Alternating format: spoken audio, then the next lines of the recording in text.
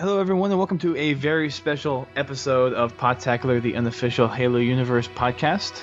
Today we have a wonderful surprise for you, for those of you who don't look at your daily news, or weekly news for that matter. But we have lots of people here to kind of do a premature celebration of the 10th anniversary of Halo, which I think everyone here is excited about. Yay! Yes. As Claude would say, woot.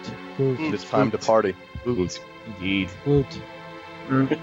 So I'm dubbing this the podcast of all podcasts because it's basically Halo's a really big influence in the gaming industry and definitely for all of us here. So I'm hoping that this podcast will be kind of an accurate reflection of what Halo has been and kind of what Halo means to the people that really love and enjoy it and to the rest of the community. So that's why I'm dubbing it this way, and I don't know, depending on how well this goes, we might do it again in the future.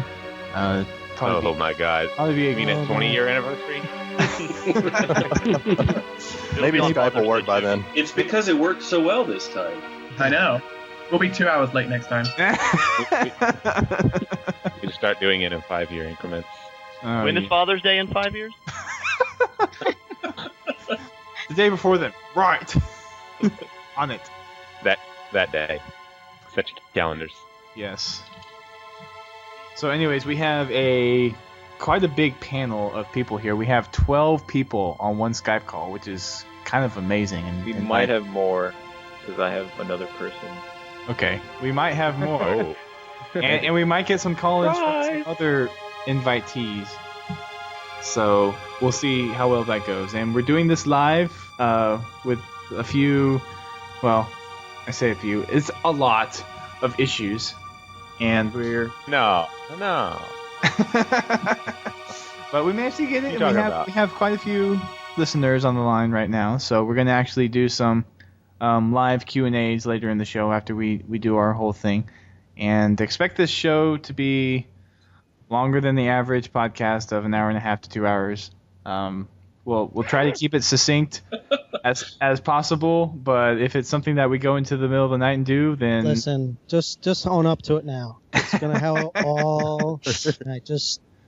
I mean, the stipulation... We say this every time. Yeah, the stipulation right now is people are free to come and go as they need to, but we would like to stay on as long as we can and just kind of nerd out to Halo, I guess. So, without further ado, I'm going to go ahead and introduce our panel of guests, and whenever someone else comes on, we'll go ahead and introduce them as well. But we'll go ahead and start, at least on my screen, from left to right, top to bottom. Grim Brother 1. Yep, right here. Do we introduce ourselves, I guess? Yes.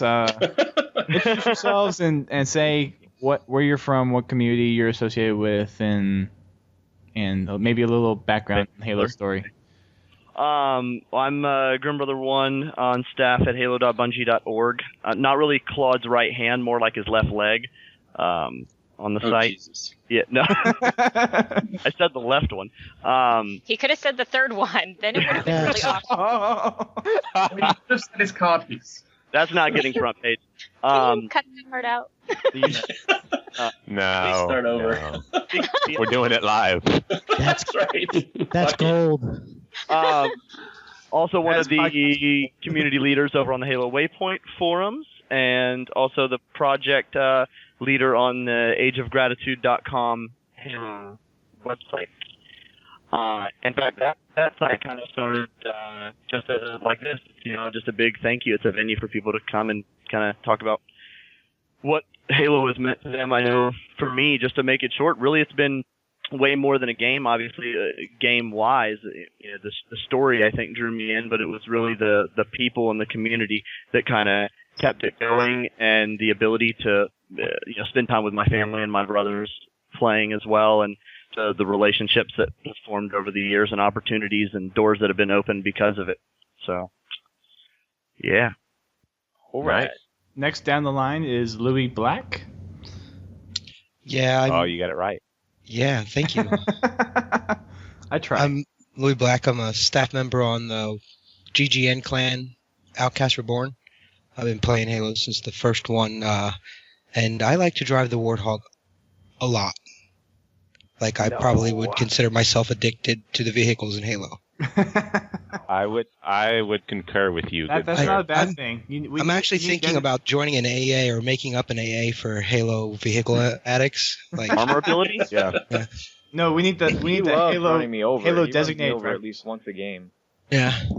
I started back with Halo 2 came out, Halo 3 really, and I started out, I made a group on Bungie.net about wheelmen and driving the Warthog, and that actually exploded into, we made our own clan, the Halo Wheelmen. It's still around. From there, we joined GGN, and it just exploded from there. It's been nothing but awesome experiences. Yay. Very good. Woot. Woot. Next in line is Jackfire Dragon. Yeah, it's me. I'm Jack, and I'm representing the rest of the world in this podcast. If you can't Oh. AKA, he's British. Okay, you didn't have to say it like that. I'm from Cyberline. Very British. I was introduced to Halo back in Halo CE. One of my friends was kind of like really techie. He hacked into our school's internet and allowed us to play System Link over the school's internet back in Halo CE. That was kind of cool. But, since then, it's just, I played every single Halo 2 game. I met up with Dust and Ace back in Halo 2 Vista. And from then, it's just kept going, played every single Halo game. It's just been incredible. I love Halo. It's awesome. Waiting for Halo 4. Yes. Okay, we also have Keat. Hmm. Do we? Yes, we This is do. where you talk. Oh, there he is. I'm like, he's not talking, do we? Do we lose him or He has something? the helmet ears down. Oh, yeah. Can you hear me now? Yes. Okay. Keat, therunningriot.com. Excellent show. Interviewed probably, let me see, 1, 2, 3, 4, 5. Just go watch his name. 7. Yeah, lots of people in this room. Dropping names. You know who you are. I drop names. And this is first time, if we want to do the first Halo story. My wife was away on a business trip, and I was bored at home. And I was always been a gamer, but I kind of got out of the console owning one at the time. But I reintroduced myself. I just got bored, ran out, got a Xbox and a copy of Halo, and played the week while she was gone. And the rest is history. Very nice. Halo 1, Halo 2, Halo 3, Halo 4, Halo Wars, Halo. Wait. Wait, you played Halo 4? Jessica. Wait a minute. Can I get your copy? Yeah, when you're done with it. Quick question: when your wife Eat got sloppy seconds.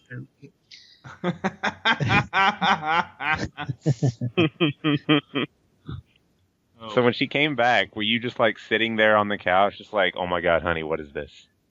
Well, you didn't have clothes on. That was the problem.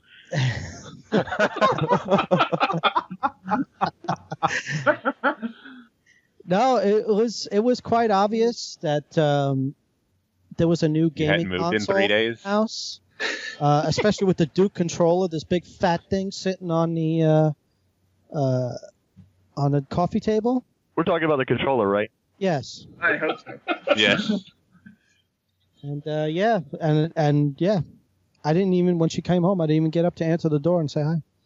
Oh, She's too busy killing elites. See, that leave the man alone. Killing elites. I was expecting. I was in the middle. I was Like when he said I was about to finish the assault on the control The room. fight? I couldn't get up. yours, Priorities. you had to finish the fight. Assault on the control room. You know how long you have to go back if you die on assault in the control room? Are you kidding? Was that your excuse when she brought that up later? Honey, why didn't you- I actually waited years later to tell her why, but Oh, remember that day? So would that be 10 I had to years? use some other excuse. well, She's time listening time right heals now. all wounds, right? But yeah, Halo. From not as early as some other people in this room, but pretty early. Nice. And we also have CM Near. Now you have to talk, Chris. You have to talk. I'm CM Near from Halo Tricks, and basically, I do glitches in the game, and I don't know whether or not Bungie likes that, but I do it anyway. And that's what I've been doing for the past 5 years. They like you. They definitely like it. I like you. Awkward. So I like you too. More awkward. We should talk after this is over. So what are you doing tonight? That CM Near is smooth, man. Damn. He just opened his mouth for 5 minutes. He hooked up already. That's not all. My next question would be, what would Liz say about that? Oh. She doesn't have to know, does she? She's not here. She's overseas. Yeah, that's right. Again with the blind excuses. This can just be one night. Yeah. She doesn't have to know. Yeah. Right. We're not recording, right? It's not being broadcast live, right? Yeah, exactly. No. Wouldn't it just Oh. Oh, man. So who's Yeah, next she on was the list? Moving along. Okay, moving along. Louis Wu. Or Louis Wu. Still get it wrong. Holy crap. Said. I hear a lot of people say Louis Wu, but Louis Wu, Louis Wu. I didn't pick the name. I picked the name, but I didn't pick the pronunciation. Okay. Niven did. So it's actually spelled phonetically in one of the books, so I didn't really have a lot of choice. Okay. But so you say it Louis Wu? Yes. Okay. Claude. There you go. That works. I've been a Halo fan for way too long. I think. Since I was not middle-aged. I think like half the people in this room can probably only more get better. Philly. Yeah. Yeah. I think he if you take just any random two people, he clearly just takes away the age on that. So Dustin, did you actually come up with the idea of Halo AA first, and I'm just new to the group? So that's right. There you go. This is no, I don't think so. Where two or more are gathered is officially a group, so we could just be the group right here. Well, I'm on my 7th step, and Which one's that again? Accept it? It says go back 3 paces. I don't know. I totally can't remember. I pull a chance. And you said 7, right? What? There's coincidence in that, huh? Yeah, there was. Yeah, there's a problem right there. Yeah, You just said 7 is the first number you came to mind. It is. I wonder steps, why. you said 7. I wonder why. 12 steps, and you said 7. Uh-huh. You're harping on stuff again. Yeah, but I stick with this community because it rocks, and probably always will. So Probably. Hopefully. There's a good chance. Heck, we're on the podcast about it. This should say something. It goes downhill from here.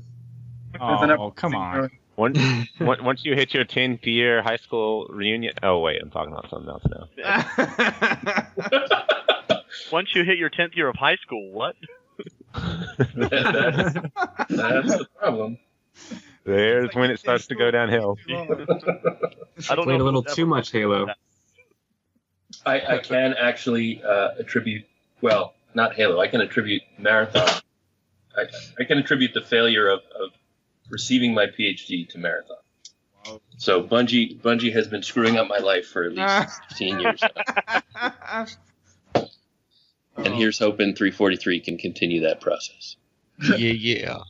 Oh, I get the feeling that If it makes they you will. feel better, I am dedicated to screwing up your life just as much as I can. I would put that in writing right now, and I would sign it. Awesome. I think you just need to sign that form for all of us right now. Yeah. Claude, I'll go ahead. Just do a blanket disclaimer there. Yeah, exactly. Is there a notary?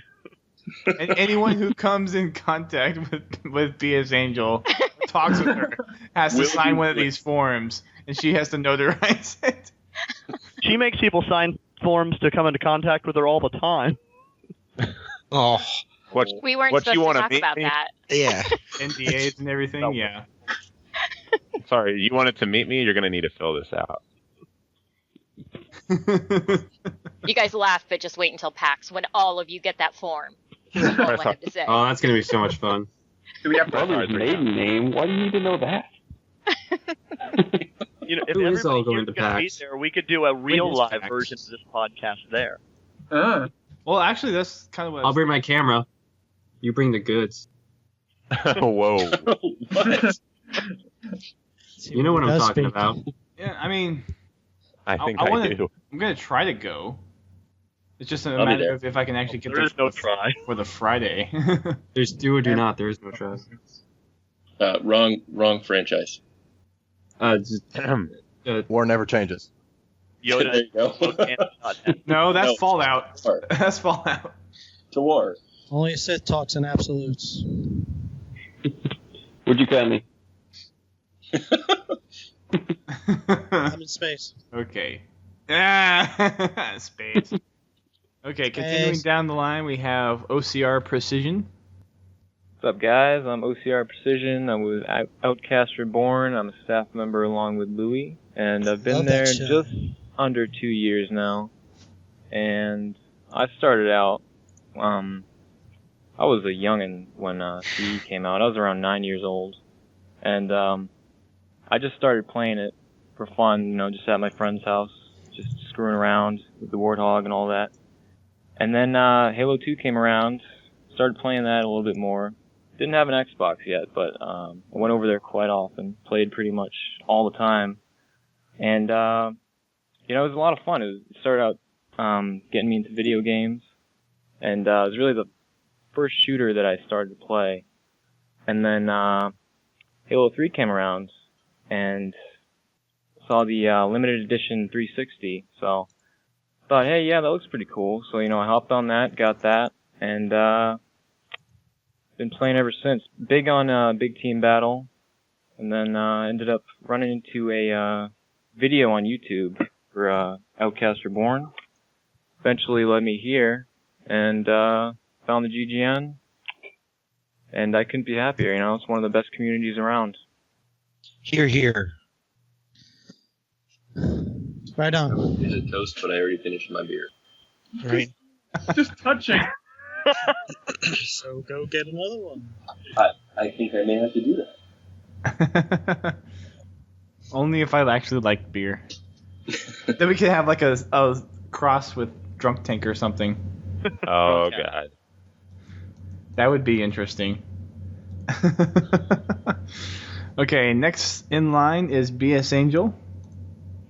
Hi, I'm BS Angel. I am community manager for 343 Industries.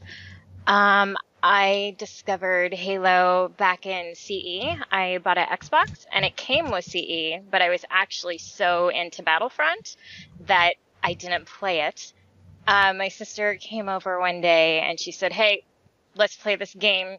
She took me to the multiplayer. We played on that map. What is the name? You guys tell me if you remember. It's vertical. There's several layers high. It has ramps. Oh, boarding action? Is that it with the sniper all the way on the top? Yeah. Oh, Yeah. God, so we played we're on that. terrible. We played for like 2 hours, and she just wiped the floor with me, and it was completely unacceptable. I had been gaming since my father's sperm met my mother's egg.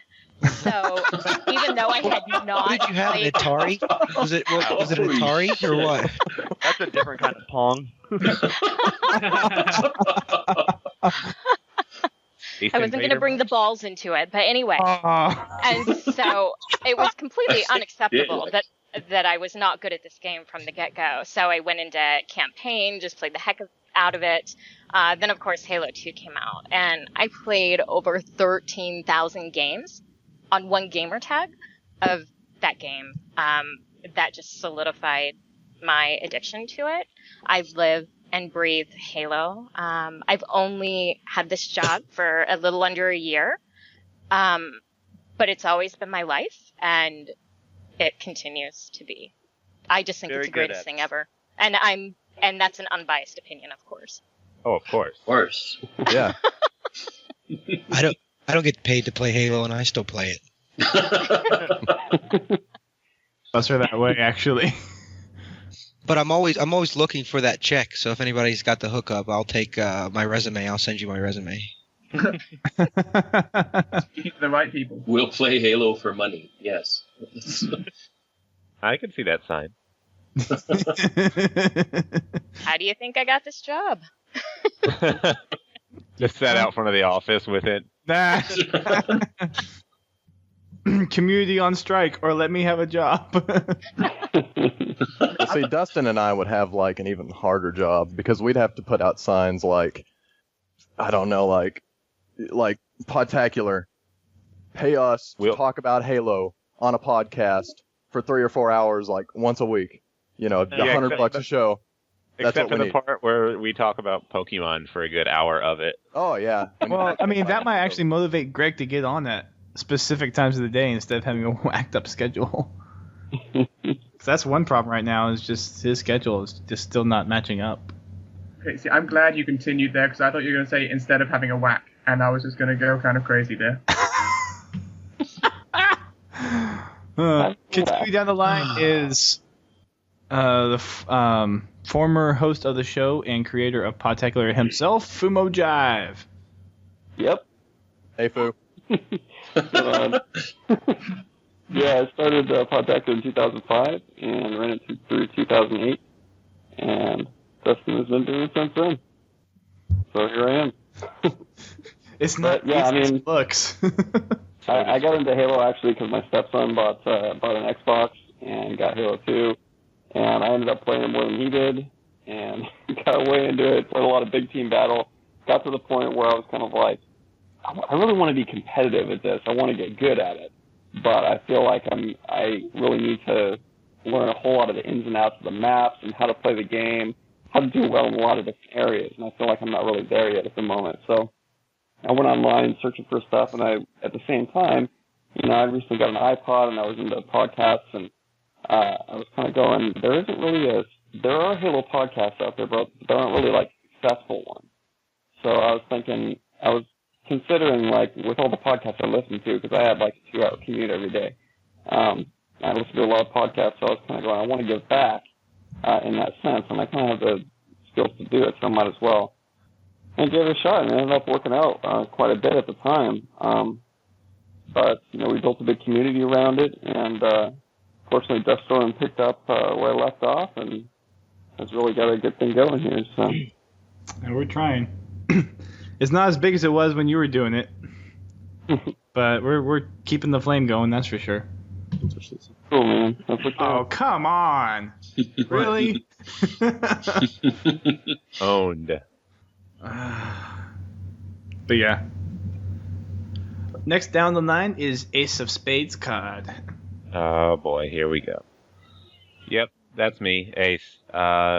I have been playing Halo since the beginning. Little about what I do. I'm part of what Jack said earlier, Cyberline Films. Part of the original, version, I guess, of Cyberline Films. Our original name was H2V Productions when we started, when Halo 2 Vista released. And there was just 5 dudes, and eventually a 6 dudes, just sitting there breaking maps and making videos about breaking the maps. And when Halo 3 came in, we decided to go with a name change and a direction change. And so we made My Halo Life, and then that fell apart. So now we're just kind of trying to come back, like the comeback story of the century. So that's about it, really. Of the century. Of the century. Hearing our story. It should just be the decade, because yeah, Halo's of the decade is just coming up on a decade. I wish Jack would have interrupted here and there. That'd have been nice. Except I felt so lonely. I'm just so because hearing our story in 30 seconds just really wants me to slip. It does sound terrible when I can show our entire 5-6 year reign to a 30-second ad. Yeah. Oh, and everybody's like, we made this, fell apart, made this, fell apart, made this, fell apart, now we're just trying to make something else to fall apart later. But it's okay, though, because then I picked up on helping out with Podtacular, and then I found my secret twin brother, Dust, and everything is just history from there. Long story. A random foreign brother who can just stay foreign. And then we have our very own Brent Gamer. Hey, everybody. Hey, Dustin. Hey, Brent. Hey, Brent. Very short and succinct. Hello, Brent. So I am co-host of this fine podcast that you are listening to, Podtacular. It's my job to tell the jokes that keep alienating listeners week after week. I don't like calling myself a co-host because I don't really share the hosting duties that Dustin does. I don't edit. I don't introduce people. I don't even introduce the show title. But I guess didn't I call myself like a critical bystander on TRR last week? I think that's how I describe myself. So basically, I just wait for somebody to say something interesting, and then I try to say something interesting, but it just comes off as stupid. So I don't know why Dustin keeps me around, but I appreciate it, and I love being in the Halo community. I love Halo. I've been around since the Halo 2 days. I actually got an Xbox and got Xbox Live with... I had Halo 1. I didn't have Halo 2 when I originally had my Xbox, but I saved up after I got the Xbox to get Xbox Live and then Halo 2, and it was all downhill from there. I started listening to Podtacular back when Fumojive first started it. He was covering the maps that had come out, the DLC maps, I think, that Bungie released. One episode I remember listening to, I think, was like a Relic episode. It was really interesting, but I don't remember anything at all about what they said. I just remember that it was like super intriguing. So I was hooked on Podtacular from that point on, and I started submitting, and I just stayed in that community. And finally, after Dustin started to take control of the show and take it in his direction, he asked me to come on as a co-host with him and Greg, and I jumped at the opportunity because I love hosting podcasts. It's my favorite hobby, I suppose. I don't know how successful I am at it, but I certainly try, and I love being here. I don't know. I think you have the radio voice. I think you're like the golden voice of podcasting, other than JVB. Yeah. JVB Next to JVB, I'd say you're pretty much up there. And you really like Pokemon. Well, yeah. It's kind of died down now. Like, I played Pokemon Black, and now I'm just kind of like in a doldrums. I'm like, man, like, this game wasn't as great as I thought it was going to be. Because I got back into Pokemon with Soul Silver, but that was a remake of a game that I played when I was 11, so I had that nostalgia factor. So, yeah, I was super excited. And now that I have to, like, look at all these new Pokemon, I'm like, these aren't really as cool as the ones I had when I was a kid. Right. Even though I'm probably just looking at it through, rose-tinted glasses. But I mean, we've had the idea floating around, at least in our podcast, to do a separate Pokemon podcast because of how many tangents that we make during our shows, and call it Goldenrod Radio. We even came up with a show title for it. That's how much we've talked about it. I rest my case. Okay, and then we have a late joiner, Apollo Running. Hello. Hello. Can you hear me? Yes, we can hear you. Oh, yes. Awesome. So I guess I've been involved with Halo since it came out, really. I used to be a really big Nintendo fanboy. I love GoldenEye, obviously. And my brother was like, oh my god, check out this game, it's called Halo. And so he took me to his Xbox, and I was like, what is this? I have to use 2 thumbsticks to control this? I can't do this. It's really ridiculous. So I was used to the whole GoldenEye one thing. So, plus it inverted, and it was this huge controller, so I was like, screw this, I hate this game. Then eventually started playing it some more at my friend's house, and I figured out that you could make it not inverted, and I fell in love with it, and played Halo 1, Halo 2, Halo 3, then eventually found a site called How I Make Vloggy. Not sure if you found what that is or not. Oh my god, I've heard about that. So bad. Yeah. So I heard they shut the site down. It hasn't been Oh updated. yeah, best decision ever. Yeah, definitely. It hasn't been updated forever. Yeah, ever since she got the job. Oh. So, I miss those posts. Yeah, I do too. That girl was crazy though. I'm actually really surprised. Well, you're I mean, you're just saying it right to her face. So. I am kind of. I'm just kidding, Angel. I love you. Above you. So then, once I found HMB, I joined Spirits of Fire, and now I am one of the leaders of Spirits of Fire. And recently, we joined the GGN, and it's been a happy tale ever since. So what? We have 4 GGN clans represented here. Is that right? Wow. Oh yeah. That's pretty impressive, actually. Mm. And then Angel left our clan, never longer in our clan anymore. That's kind of sad. I'm still heartbroken, Angel. Wait, what? I'm not, huh? What? Accusations. You guys kicked me. Oh my god, I think they kicked me out. Sorry, Angel. If anybody has a clan, I can join. Email it to me, bsangel. You'll give us I got you one. can join Outcast Reborn, but The podcast you're on. Hello. Cyberline, we'll take you. Yeah, we got 3 members here, so. We don't have Yeah, a clan. no What are you standards. talking about? Yeah, we do. We just have no Filming standards. clan. We just have no standards. That's all. Oh, we have standards. They're just really, really low. No.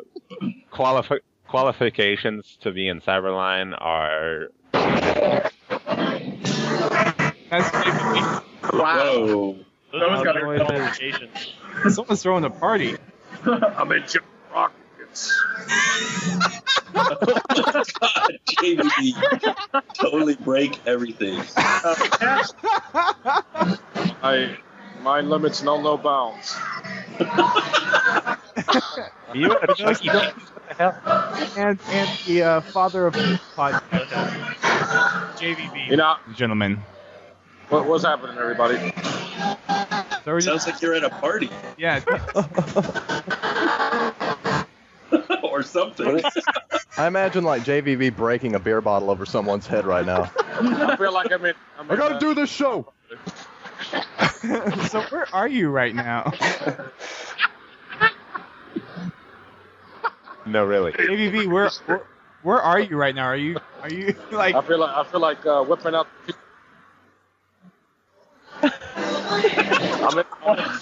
Whipping up what? Yeah, you're cutting out a little bit there, JVB. It sounds like you're tuning in old AM radio. It sounds like he's coming in and out. You're just tuning him in, and then you catch some kind of show. Maybe he's trying to warn us that something horrible is happening. From the future. Yeah, exactly. Invaded. Fucking time. We're all like, you're at a party. Johnson kills the chief. Get to the chopper. No. Or something like that. We don't. Is the music loud? A little bit. It's not Yeah. anymore. Can you guys hear me? Okay. Yeah, we can hear you okay now. Yeah. No, music's loud again.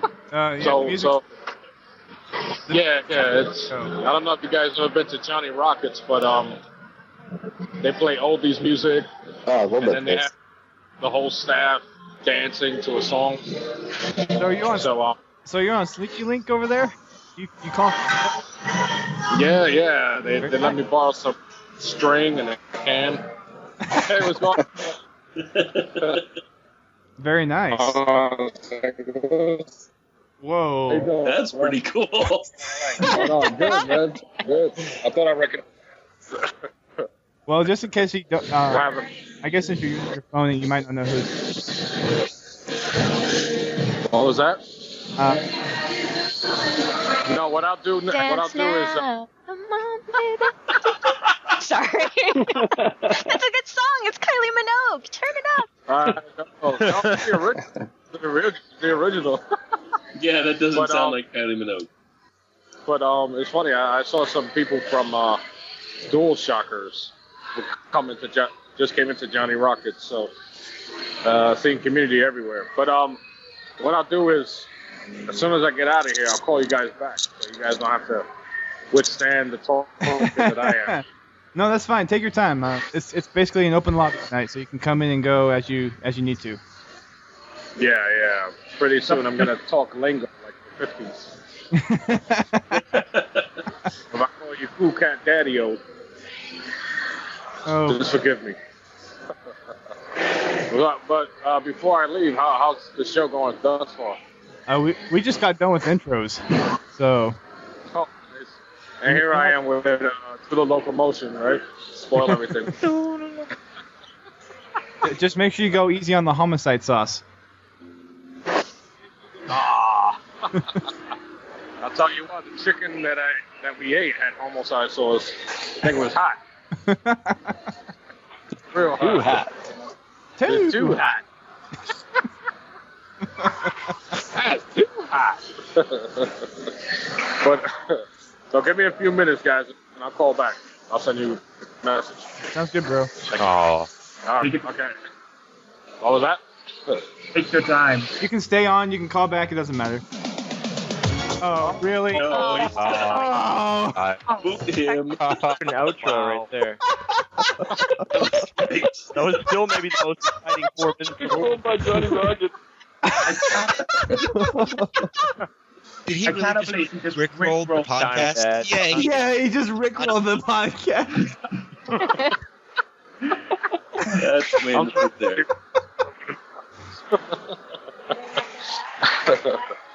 Oh man, that's a new one, man. Yes, it was, Chris. Stop lying to the people on the Ustream chat.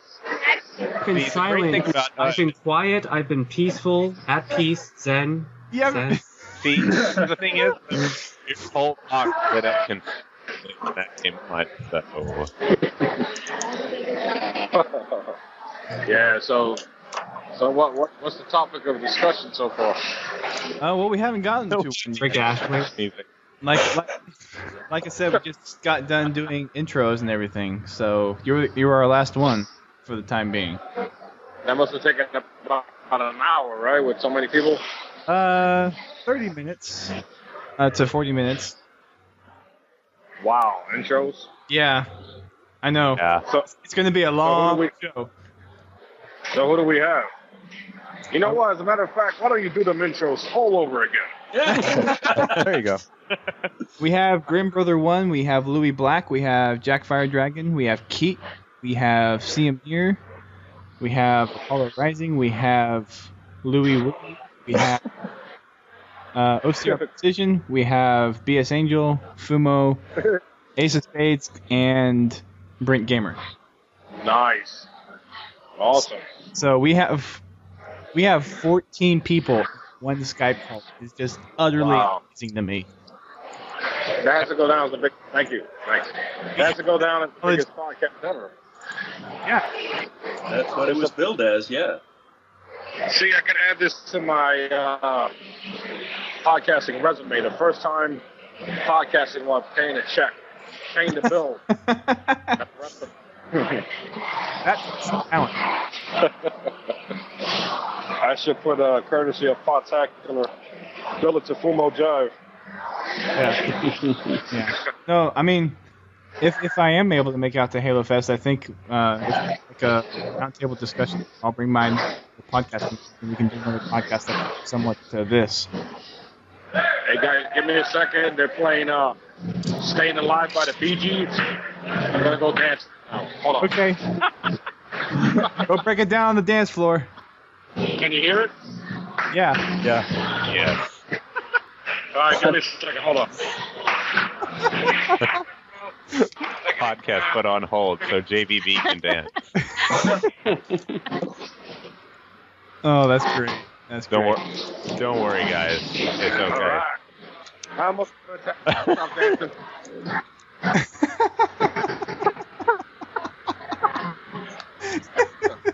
Thanks.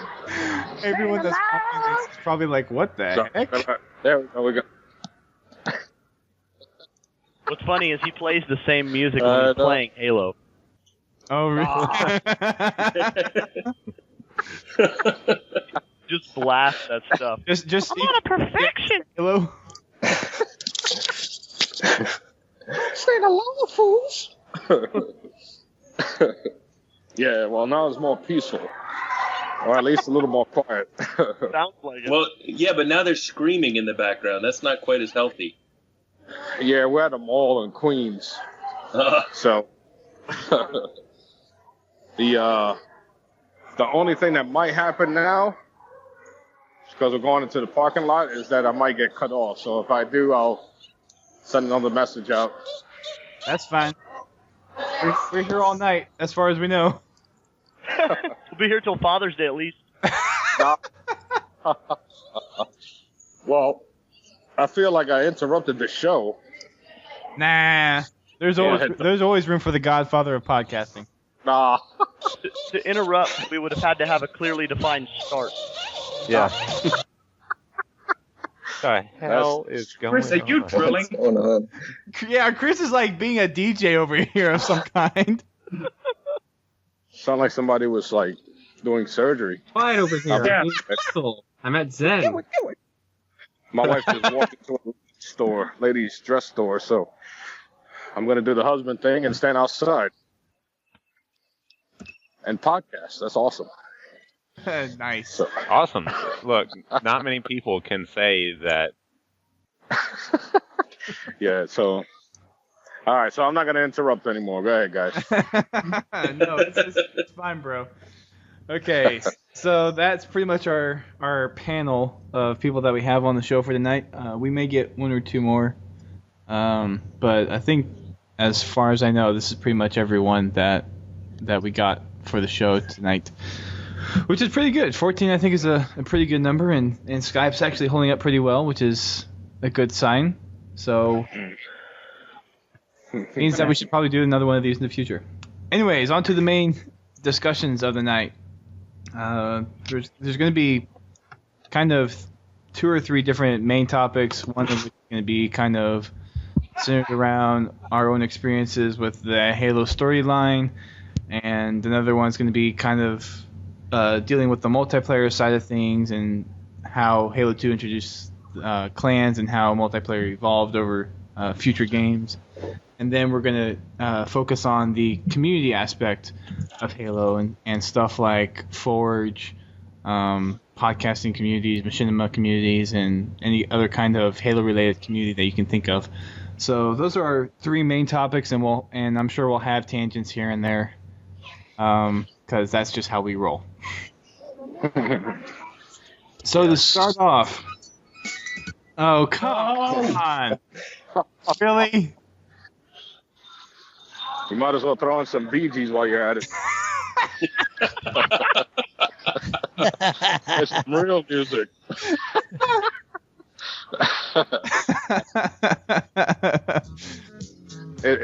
Oh, there you go. That must be Claude. No, that's not me. No. It's still Chris. I'm not sure. Yeah. Right. No, Chris. I know. You mentioned Claude because it was the age, right? Exactly. One that can beat as me, Fumo, and Claude. I think maybe even you, Keith. Well, no, I know that. I just didn't know if he was a BG fan or not. The age is the obvious part. Claude is definitely a BG fan. Oh my God. I think he was a BG for a while. No, he was in the Temptations. I think it's very clear of our age. I was Barry. You can tell from my voice. Yeah, there's a little bit of PGs with everybody. Oh yes, I would have to agree. All right, no more. We're here to talk about some Halos. Let's get to the topic. Yeah, and we'll see how long we can stay on topic, because that is a challenge, is to see how long we can actually manage to stay on topic of the show and not do random tangents like this, which that's entirely up to you, Duststorm. You got to keep us in control, okay? Because I'll tell you this right now, I'm not paying attention. Hey, does anybody here like Pokemon? It's all you. But see, I don't mind doing like a 5-hour show. I know some other people might not want to I was playing Pokemon Black today. or be here for 5 hours either. Well, keep us on topic, man. I hope G. Lewis makes an appearance so Fumo Jack can scream at him. Ooh, I've witnessed one of those too. Yeah. Yeah. I'll get my voice ready, man. I might as well just take a message for you. Well, really quick, Duststorm, with the years combined of experience and podcasting, I think we should do pretty good. Yeah, we're doing. Hell yeah! Just the fact that we have a lot of people to introduce, I think, is pretty much the reason why it's taken so long. Exactly. And there's a baby crying. Okay.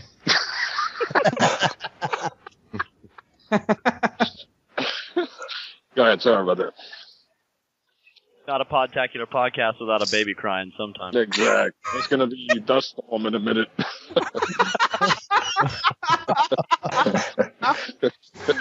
Oh. Then when I come up to New York, I just need to make you cry in return. You guys. Come meet the New York crew. It's you and Damien. For those who are listening, Damien was supposed to be on tonight, but he actually had some other obligations that he had to attend to. So unfortunately, we do not have him tonight. If we're still recording and he gets on later, he may be a really late attendee, but he had to perform at a Billy Idol concert. Wow. It's the PG's reunion. You know what? You just helped me there. He does look like Billy. Well, he has a crazy. His jeans aren't tight enough. He's like bleach. Eyes without a face.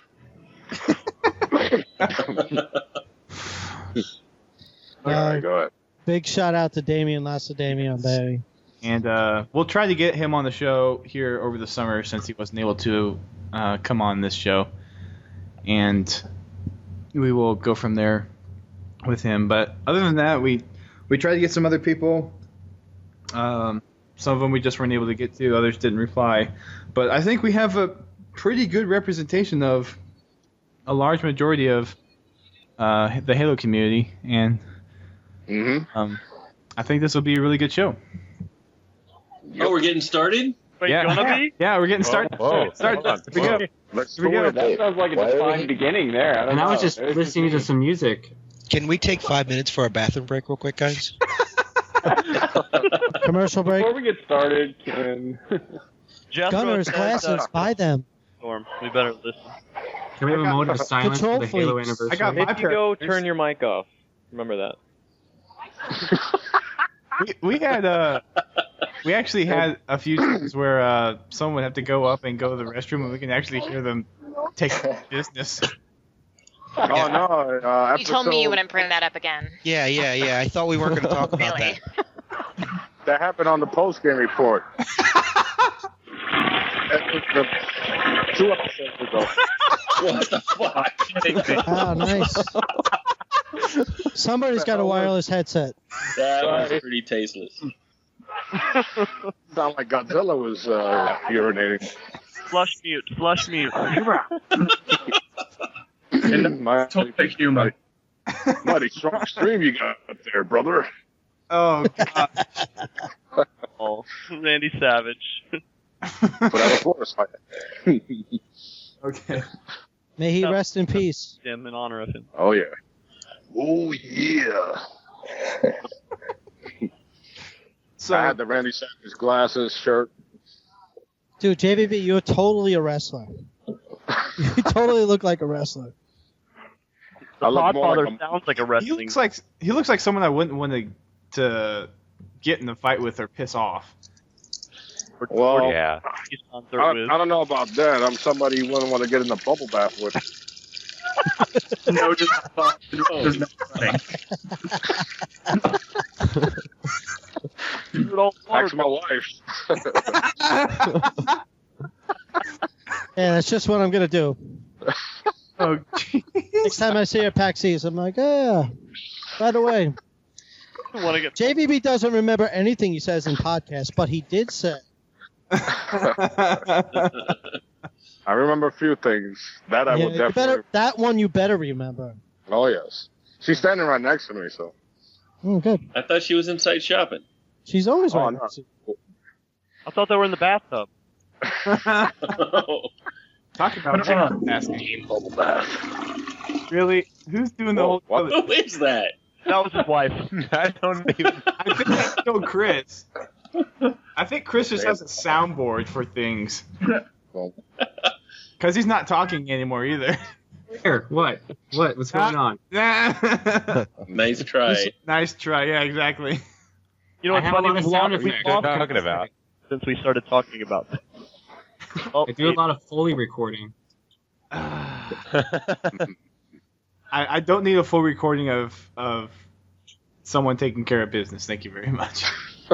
I already know what that sounds like. I do it multiple times a day. I think it's Just multiple. Then I don't know if that's healthy, Duststorm.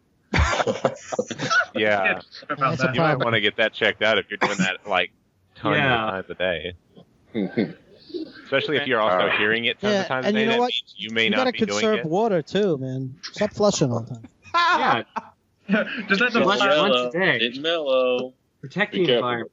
Plus, let us also remember that he said he just hears it all the time, which means he doesn't necessarily do it himself. So maybe he's just like constantly watching. No, he's a small Oh, apartment. come Small on. apartment. I think it's a small apartment. That's I could see that as a hobby. Oh, what? God. So about Halo. Yeah, it's about, Oh yeah, Halo. I'm glad somebody's keeping us on the track. reason why we're here. Yeah. See what I say, Duststorm, it's your job to keep us on topic. Oh, I know what hold on. That's why Grim got invited, Such a actually. terrible host. That's why. That's all that matters, right? We need one adult in the room. Oh, I'm that adult. This podcast. I think you. Oh. I think you should have. I think you should have Chris be the host. Let's see how he does. No, I'm sure that would not. I'm a Halo question for Jeff. Okay, so let's go ahead and start this off at least. I agree. Okay. I was being serious. So going back almost 10 years, well, actually more than 10 years, with the You gotta tell us a story now. maybe. Oh, What? Soundboard. He totally has a soundboard. Yeah, he has Soundboard. And JBB just dropped out. he'll probably join back up in a little That's bit. all right. So You guys the talking about? announcement for Halo was in 1999 at Macworld. Yes, it was. Yeah, it was supposed to be for Mac. Damn you, Microsoft, buying everything out. They just bought Skype. Damn them. Did they really? Yeah, they did. $8 Oh, yeah. billion. Well, somebody else didn't get the memo either. I didn't get the memo. $7 billion. Totally unrelated. I love Skype. We got 14 people on this, and it's a Microsoft product? whoa. Well, not yet. Not yet. Not, They're gonna. Microsoft notice we will had take about the an credits, hour of right? mess ups. Too soon. Yeah, but Skype wasn't the That- reason for that. So You know It's it's never, gonna be on it's your. never the wrong time. It's for gonna that. be on the next Dash update. Skype will be the big news at E3 2012. Back to Halo. Skype is how we're gonna talk in Halo 4. Yeah, Well, I didn't mean, you know? If you got as good of audio quality as we do now, like over Xbox Live, that would be just amazing. Well, it's taken Microsoft so many years because they've been waiting to buy out the person who would do it first. You know, it's kind of their. And no one track wanted to. record. Anyway, back to Everyone Halo. was like, Halo yeah, 4, Halo 10-year anniversary. I'm psyched. The map pack We're is starting from the beginning here. Don't jump ahead. We're starting Halo at the beginning. 5, 2014. I see what you did there. So Halo 1. I know for me, I didn't really hear about it until later on from friends and stuff because, unlike probably a lot of the people in here, Cool story, bro. Very touching. I didn't really get into the whole console gaming realm. So, but I mean, So I guess a good thing to start off with right now is kind of going through and describing kind of what our first moments of experiencing Halo were, and kind of what you I thought. was 11 and I can't remember. for me, it's the Tuesday. You mean our first time playing it or our first time seeing it or what? Well, I mean both. So I mean, I got an erection. there's the part where you No, You no, weren't no, the no, only no, one. I'm We're talking about, addressing the issue. Just give me a minute to describe it. Oh, sorry. Sorry. Describe what? Sorry. Remember what I said. Don't reveal like. Resurrection. Don't be like American Idol. Like it. Just spill it. So go ahead and talk about the first time you heard about Halo, and then your first experiences with Halo, and your first initial I reaction. feel like I'm in therapy. How does that make you feel? So we'll go ahead and kind of go down the list again, starting with Grim Brother. Actually, my first experience with it was with the demo, and so the Silent Cartographer beach storming was my thing, and I remember just coming off a lot of the really corridor shooters and everything being kind of continually claustrophobic, popping out of a Pelican and just seeing everything so open, and then having the integration of the first-person shooter mechanic with the vehicles and the AI and everything. I mean, everything was so new, and the colors seemed that much brighter, and the AI seemed that much smarter because of what I was kind of used to seeing. And then immediately after doing that, I got an Xbox and got the game, and it still hadn't been out very long, just a few months, I think. But it was the story is the big thing. I mean, it's always been the big thing for me as far as the game itself goes, and what kind of has kept me coming back to specifically the games, and playing through and kind of thinking about what this world represents and this place over here. What does this mean, and how does this connect? And after playing the game, just getting involved in everything else that was released, the novels, and it was really the first time I had seen, at least and in my experience, a game where the story was so multimodal, where it wasn't just in the game.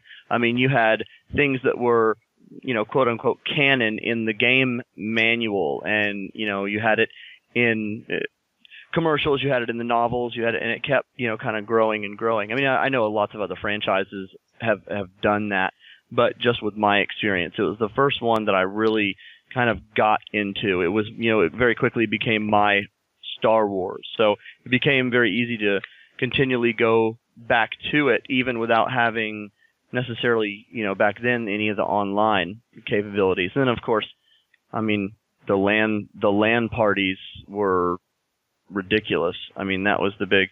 I know we I do program development at a science museum, and we have a computer lab, and we would all bring over our Xboxes and set up projection screens. I remember real early we actually plugged in the Xbox into the planetarium, and we would play 4-player Halo after the museum closed on the planetarium.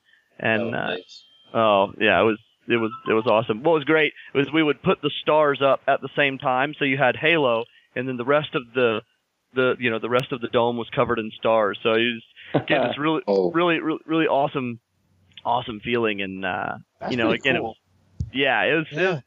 It's really good stuff. I mean, and we still do it. We've carried that on even in the museum today. I mean, all this week I've taught video game design for students, and we have weeks where they do Halo tournaments and things like that. So I mean, it's just it keeps going on. It's story and community are the Halo coin for me, and one doesn't necessarily exist without the other. One, the story continually helps the community grow and build, and then the community, I think, eventually helps infuse in the story. I mean, you look at like Frankie's who's in charge of kind of guiding the story now. He didn't start there. He started as a fan as well, and it's it's become kind of a cyclical thing. So, and hopefully that continues. Yeah, I think that's probably a big part of Halo. Well, it definitely continues. It's doing it happen right now. Yeah. With certain people in this room. Yeah. Halo 2, though. Yeah, we'll get there. We'll get there. You keep shutting me up. Well, I'm Listen, they're just trying to fill the dead air. Don't take offense. It's not going to be a Halo 5. What's next? Halo 7. Halo: The Kinect Adventure Experience. Oh no. Yes. going to be a rail shooter. Shoot me now.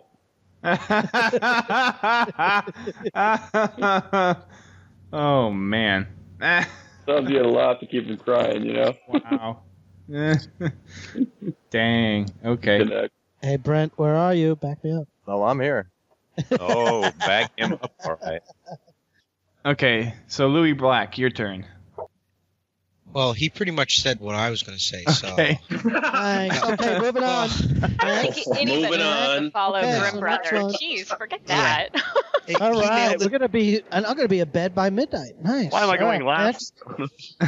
He nailed it on the head. I mean, the Oh openness God, I of it. realized how far down I am. I mean, Yeah.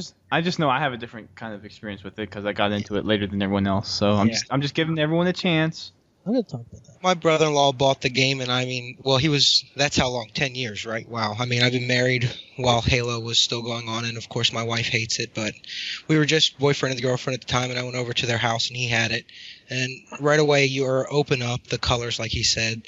The Warthog, I really remember, because we were playing split screen, being able to take over pretty much wherever you want it to go with that thing, taking it in all of the maps, just overkilling it with the two you view, split screening it in a Warthog really sold it for me.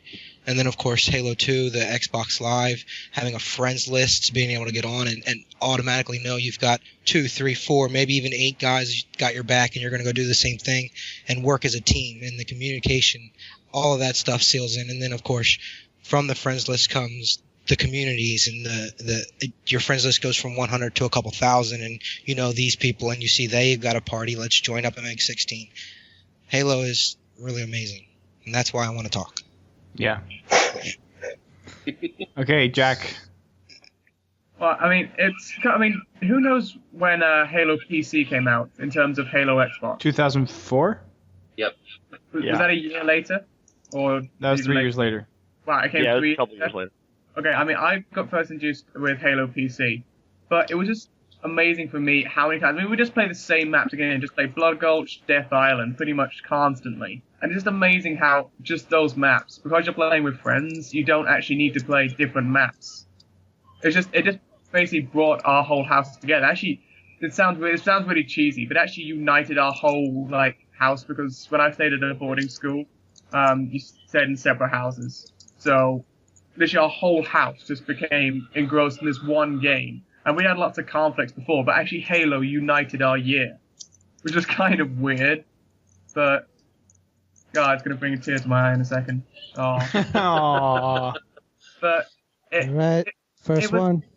It was great, but then moving on to Halo 2, I mean, a lot of my friends, they just stopped playing Halo because I think Halo was just something to do rather than actually just a fun game to play. I think they just found it as just wasting time. Whereas I actually found it as an engrossing experience. I loved playing the campaign again and again and again.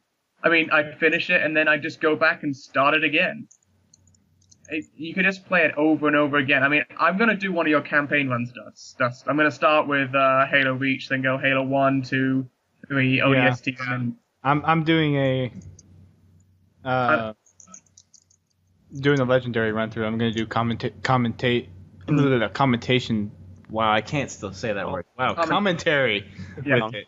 So, but, I mean, I'll be honest. There's only ever been one other series of games that's ever got me that engrossed in the storyline, and that's where my name comes from. Series. So, I mean, you know, it really. Can you guys hear me? Yeah, you're good. Buddy. Yep. It just. All right, cool. The whole story is it's incredible. It just brings me back, and I just can't wait till Halo 4. To be honest, I just cannot wait. I want to know what's different. I want to know what happened. I want to know now. Everything is different. I want to know now. I cannot wait. I'm impatient. Actually. Well. Yes and no. Mostly the no part. Ask Claude. He's got a shirt that it tells a lot. It's got code written on it. It says nothing.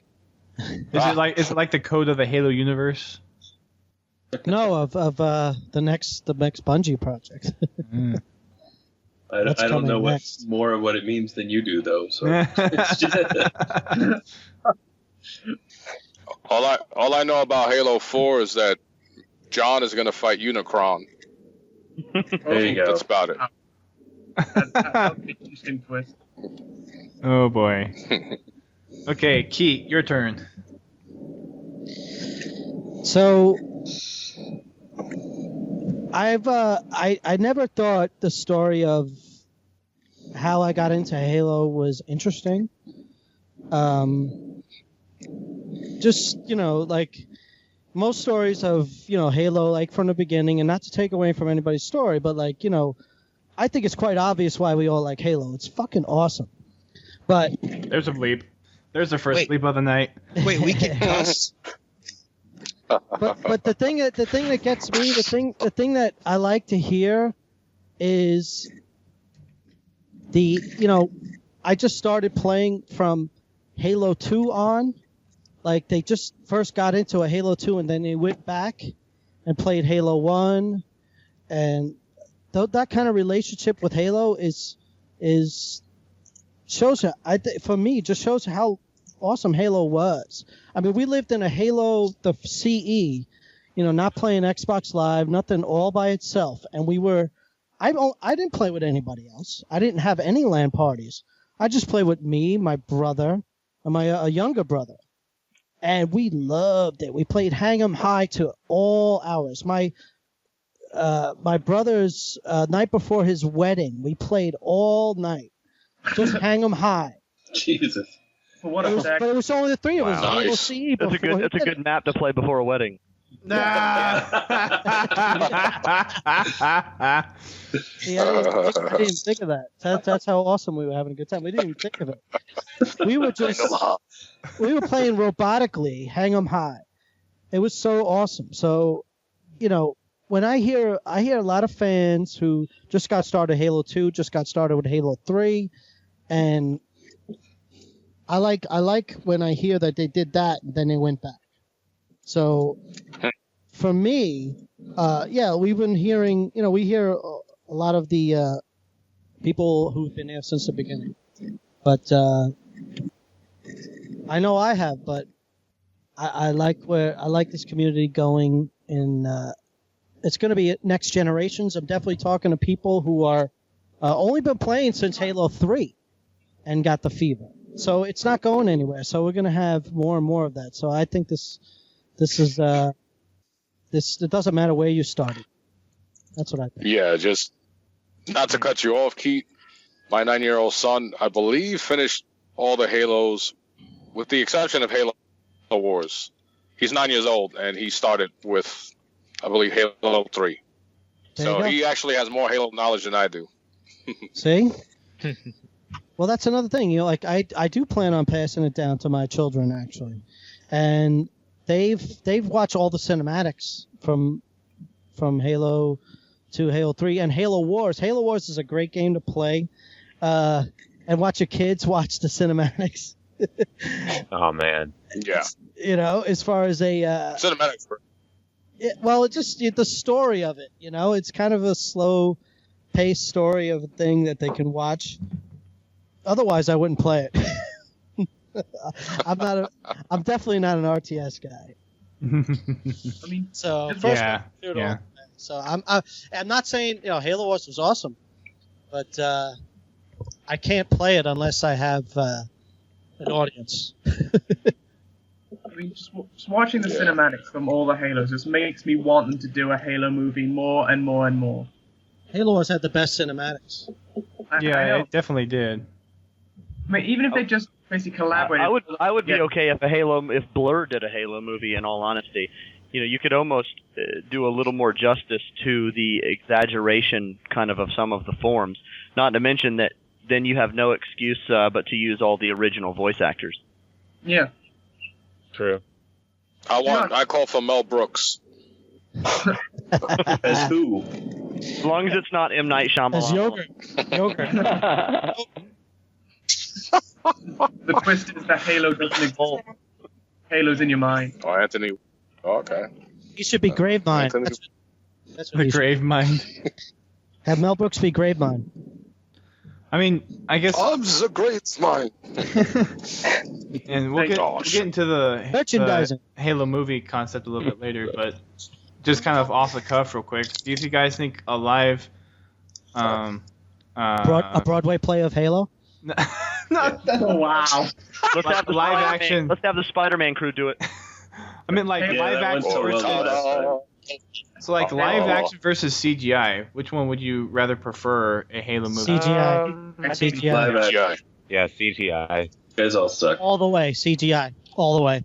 Nah, I think mean- they did a good job with the commercials with Halo 3, the live actions and stuff like that. I mean, if they Well, did it full scale, they had I a think full maybe at working least Warthog. if you at least had a a good healthy combination of it. I mean, because there is obviously a lot to be said for the live action. I mean, you watch things like We Are ODST and the Landfall and everything. I mean, the stuff definitely, absolutely looks brilliant. I mean, I think if we could have had like a District 9 style, like we, maybe we're supposed to, that is something awesome. But what I'm worried about is if it goes live action, it's too high of a chance that the original, the kind of the purity of the idea can get lost because of feasibility issues.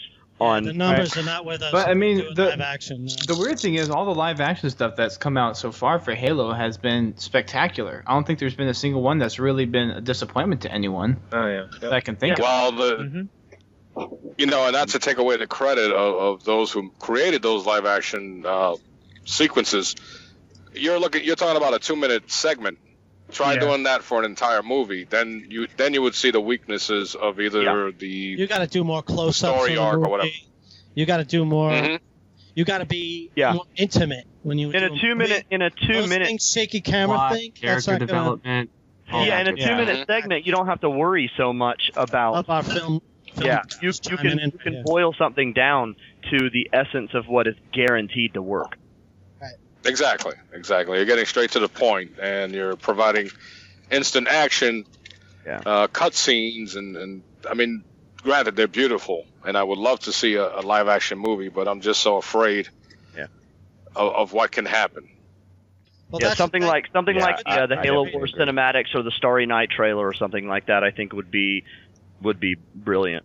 Right. I mean, it's almost kind of like one of those things where you take the risk, and if it actually was done well, then the risk was well worth it. But if it flops and fails, then it's like, okay, that was a really bad idea. So Now, Dust, I have a question kind of to pose to the panel, if you don't mind, on the Halo movie, actually.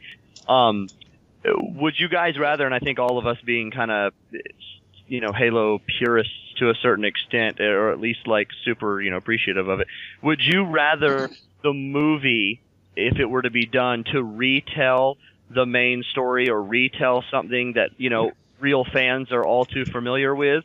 Or would you rather it tell a new corner of the universe, but yet at the same time almost risk kind of alienating people who don't know the core of the story?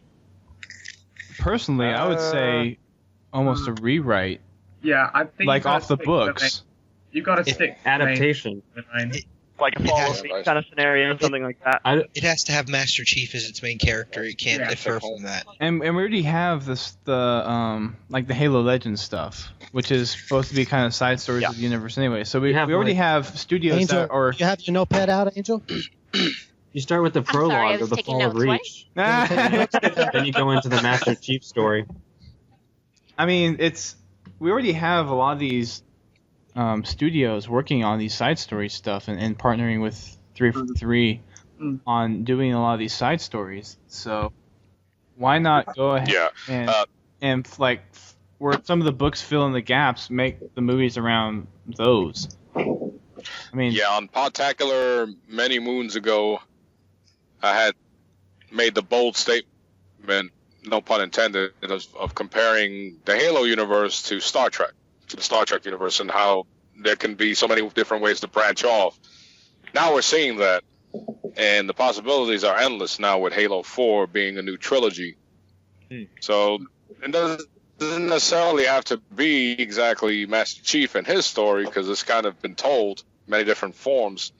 There can be a whole new perfect example is, and this is the kid in me coming out, Voltron, the new series that came out. They introduced old characters with new characters, so there's plenty of different ways they can take it. It doesn't. The universe doesn't. What you're saying is the universe doesn't mean it has to be the iconic Master Chief. You can actually draw upon a lot of different. You could just the war. The war in itself is actually an interesting conflict. You don't have aliens and like you don't. A lot of these movies don't have to have. You almost can focus on the struggle, an alien race. How many movies have you seen that struggle against an alien race? So it could Even be the just that. You don't need to have, I mean, but it would be great if the Master Chief was focused. And you mean, but that you know how hard those shoes are to fill? Who's the Master Chief? Who is the Master Chief?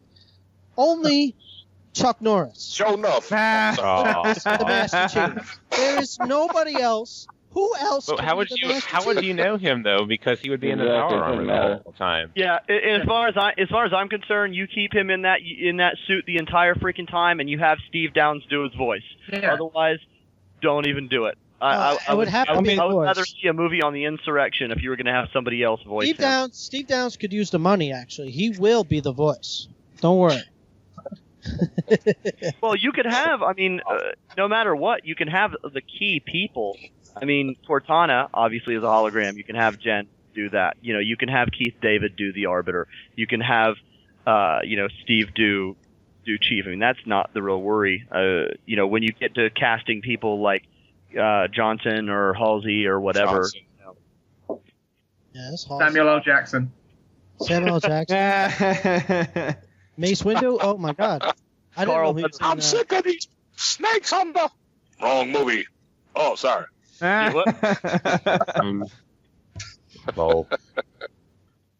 That's too funny. Steve Downes. I mean, going back to the CGI. Go back to CGI. That's actually a good place to go. Yeah, I mean, with that, I mean, you look at the kind of stuff that Rooster Teeth is doing with CGI. I mean, do you really like? It can look. At least in my opinion, is more valued. So a movie might not be that good. You know what? I'm more psyched to see the Halo Faith and the Halo Op Chastity than I am to see any kind of major production done from any major studio.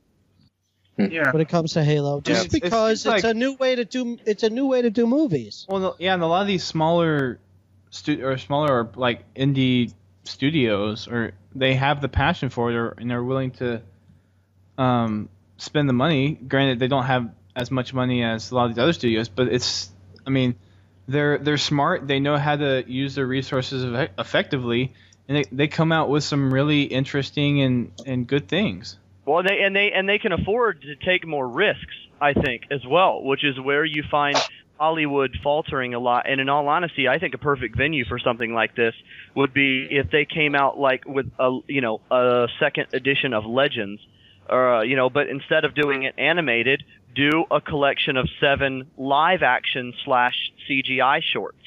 And, have people like the Halo Faith crew and the Op Chastity crew and, and maybe Blur Studios or something like, have it where they're doing 7, little stories in there. And eventually, I mean, Legends full running time is right close to like 2 hours, isn't it? Yeah, I think around that. The full running time. I mean, and I, in all honesty, watch that all the time. I mean, I usually skip over odd one out, or get something to eat, but, you could, I think it would be a really neat venue, at least kind of a toe in the water because frankly, sometimes I think like when I think about the production costs involved in making a movie, I think about, man, how many other awesome things could they add to the Halo universe through games and through novels and graphic novels and things that really maybe do more to expand the story and explore the fiction rather than telling something over again.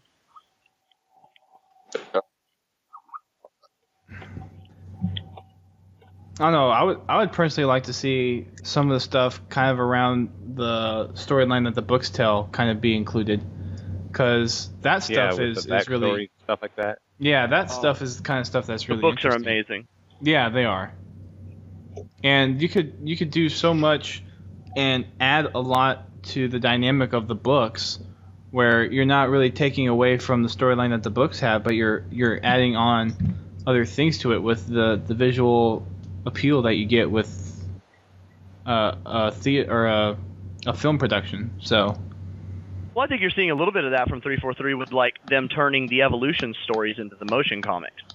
I mean, I certainly hope that when all those are done, that they can release those on disc. I would love to have a disc of all of the motion comics, so you could watch them all the way through. I think what One is doing and what More Frames and everything is doing with Headhunters is a great way, again, to, like you said, expand on the story. And it's nice because sometimes it'll introduce people to those little pockets of the universe that aren't going to pick up no matter how hard we tell them to. Right. They're not going to pick up a book. And really, it's a shame because I feel like, man, how many people are missing out on the story, the Spartans and Ghost of Onyx? How many people are missing out on the stuff in Cryptum? How many people are missing out on, a character like, Knife 26, who was a pilot in First Strike for like 10 seconds, but to me it was one of the most powerful scenes in the universe, and no one knows that. So right, and we'll get to that a little bit later when we talk about campaign versus multiplayer. But we're going to, we got you. We're going to go ahead and introduce two people that have come in. Sweet introductions. During the time, during the time that we've talked. We're getting started. I'm going to butcher this, but I'm going to try my best. Kyo Eagle. How do you say your? Elusive Eagle. Elusive Eagle. Oh, yeah. Oh, Elusive Eagle. Oh, okay. Wow. I thought. Well, you definitely. Well, I was going from the chat. Okay. Don't type Elusive Eagle. I saw Kyo Eagle. So. Wow. Okay. Dust Storm. Saying ciao, Eagle. That's a thing. Dust Storm. I think you beat one time where Submitter had sent something on PGR. They sent an email, and his name is Low Budget Jeff.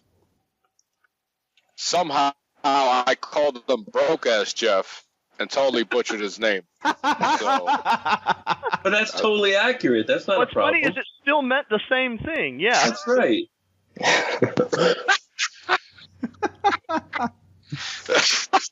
Okay, so Elusive. Somewhat, yeah. Elusive Eagle. So go ahead and tell us what your community association is and how you kind of got involved with Halo. It's pretty much you're saying, who the hell are you and why are you famous? Yes. Yeah, well, currently I am a Halo Waypoint community leader, and I am also kind of the other association I have is with the Spirits of Fire, and I'm the webmaster there. So he's my bitch. Another bleep.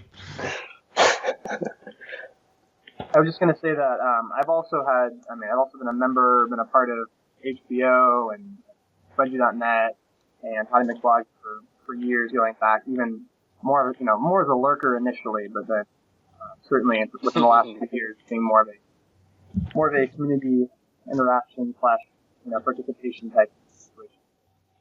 Anyway, yeah, so I'm currently a community leader and with the Spirits of Fire. It's a blast, lots of fun. As far as how I got into Halo, well, that goes back to when the game first came out, Halo CE. I had a good friend of mine who I think it was his uncle was working for Microsoft, or I guess still is, pretty high up, and his uncle gave my friend an Xbox. I think it was for Christmas or something. And so I would go over there and we'd play co-op all the time. That was a blast. That's kind of how that started. But it quickly evolved into LAN parties where I would actually be hosting large 16-player type situations. It was a blast. We'd have family members, friends, you name it. It was so much fun. We'd play, all day at times. We'd go super late sometimes. And then by the time Halo 2 rolled around, I purchased a limited edition copy. And at this point, I still didn't even have an Xbox myself. So I actually owned a Halo game without an Xbox to play it on. Kind of funny. Beautiful. Yeah, I know. It's huge. But, no, it's just been a blast. And then, shortly after, well, I guess it was 2000. Actually, it wasn't until 2006, I guess, when I finally got an Xbox. I think 2005. I can't remember. So I still had that Halo 2 limited edition for a while before I could really. The whole time we'd have the LAN parties and everything going together. And one more thing. This is pretty funny. When we'd get together and play, Halo 1 or Halo 2, I wasn't the best player because I didn't have, copies at home I could play on or Xbox to play on. But my friends create playlists. I guess our game types called Kill Eagle, and it would be all of them against me. So I had how to play. But yeah, so that's kind of the short gist of it. And, I'm a huge fan of Halo story. That's probably the main draw to me. But the community is awesome. I still love the multiplayer. It's just fun being able to get together with everyone. So yeah. Cool. And our other attendee who joined is Midget Dance. Hi. You can breathe and talk now. I'm nice. Hi. I'm yes, late. You can speak now. I'm late, and I'm Jake. And I'm from Halo 3 Reach Blobbity Blue Tricks. I'll probably be more famous for being in this podcast. That's not true. Blobbity Blue, really? I think your name will make you famous. Oh, yes. I forgot about that. Little piece of Podtac history. Because you could. How's it going over there, Fumo? I hate midgets!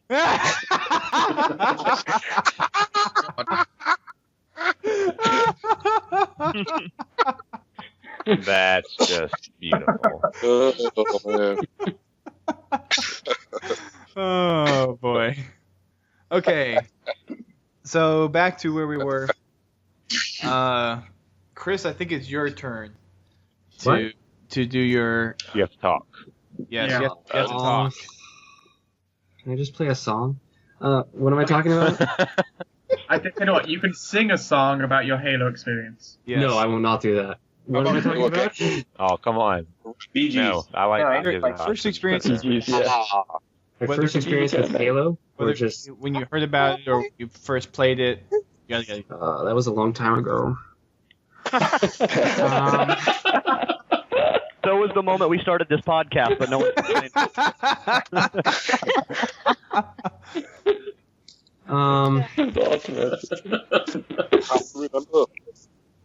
I was a young lad in 2001 when it came out, and I think I got it when I got my Xbox, if I remember correctly, but I don't remember that very well either. And then I played it, and then I played it with friends a lot. We used to have fun on multiplayer levels. We had to do LANs because it wasn't online at the time.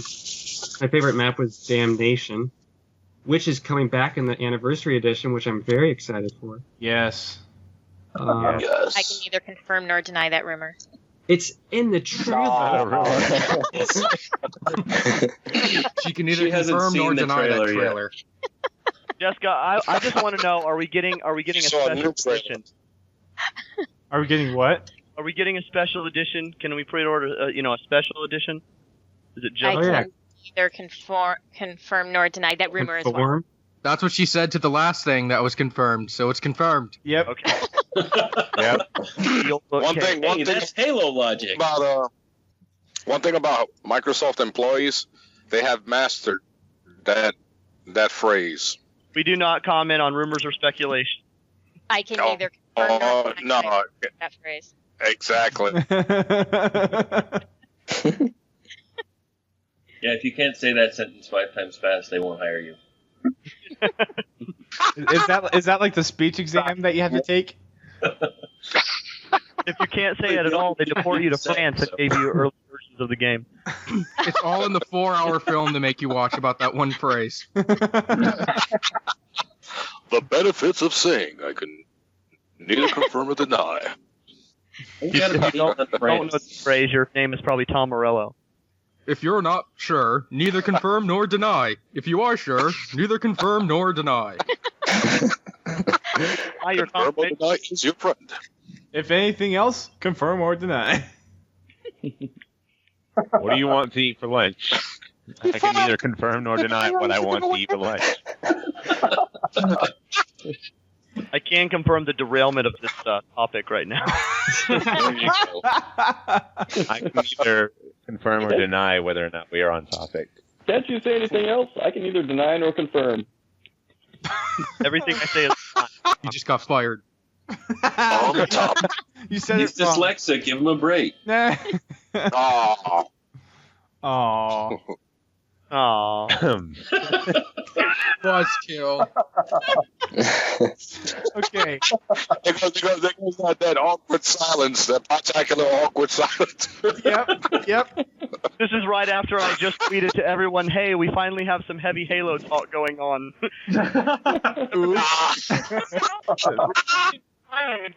They all came in here. Okay, Well, back on topic. it's a heavy topic within Halo, at least within Microsoft realms. Oh, we can't confirm or deny that to the public. Dang it. Yeah.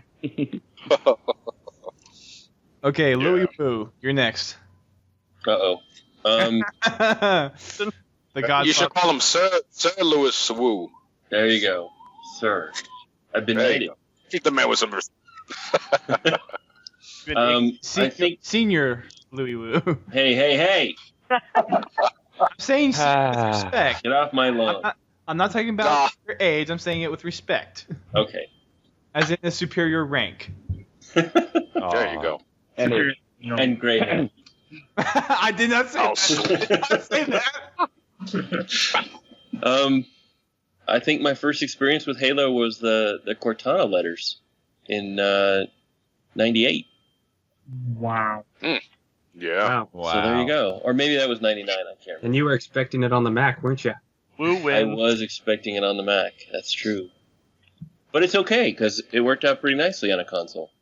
Yeah, it did, actually. I'm getting some hostility here about the What hostility? You're getting hostility about what? Halo helped Microsoft build the Xbox as it was. It really, like, no, it's I'm not so going to good. lie.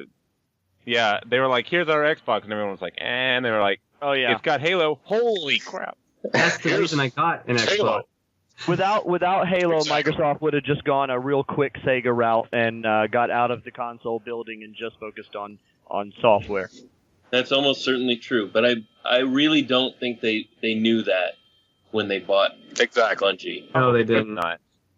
So Totally it was just, you know, Who knows what they're thinking with this guy? Fortuitous. Halo always came down to luck. Yeah. pretty And close. to be fair, Sega had the Sega Master System, the Genesis, and the Dreamcast. Oh, well, that's So they why can still go down their route. But let's be fair, though. Genesis, yay. Mega System, it was just the Sega Genesis. Dreamcast, what the crap? Hey, I like the Dreamcast. Still play mine. It had like The Dreamcast was 5 awesome. games total that was worth it. I like the They were Sega really Master good System. games. Those There was like 5 man, games on great. there. It's like Sonic Adventures and like Phantasy Star Online. What about the basketball game? Which one? See, there were more than 5. Just say like the All right, so basketball game. let's go back to Mr. Anyway. Wu. Yeah. All right. So the first time I Back ever to really West, played back to- Halo was I think it was E3 2001, and Bungie was they had a couple of 4v4 setups on Blood Gulch running all day long at E3, and I just kept cycling back and forth between the two setups. You know, like I'd finish a game and then I'd go stand at the other one, and I just couldn't get enough of it. It was a really good way to spend the afternoon. I feel you. So, and it's just been, you know, do all day. Well, I played a game. I didn't see anything Which else at one? the show, but I played a game. I played the game, Pooh. what games you play? Oh, you probably haven't heard about it. Well, they weren't. I don't even think they were.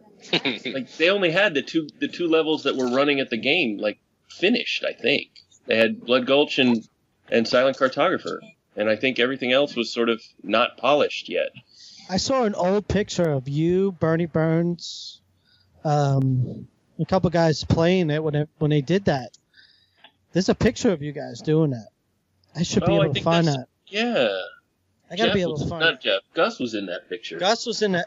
It wasn't Bernie Burns. It was Gus. Right. You and Gus playing it early on. Wow. Shit. That really old one right there. I have it somewhere. Wow. I could picture them with bell bottoms and an afro. Long hair. Definitely longer hair. Hair then. Gus was like shaved bald. Hey, Gus has never had hair. On his head? Oh. Yes, plenty. No, but for those listening, I just want to say about I'm not used to calling you Louis Wu, but that gentleman over there, as far as history with Halo, that's the man right there. Oh yeah. So Well, in case some of you guys don't realize that. Let's not ignore the elephant in the room. Yes, let's not ignore the elephant in the room. Yes. Are you calling me fat? Going in the trunk? What? I can confirm the rumor that he did indeed call you fat. I think now Microsoft just fired you. I'll tell you what I will call him. I'll call him a tall motherfucker. He's tall. Really? He's taller than me? He's very tall. You gotta see it of an SUV. How tall is he?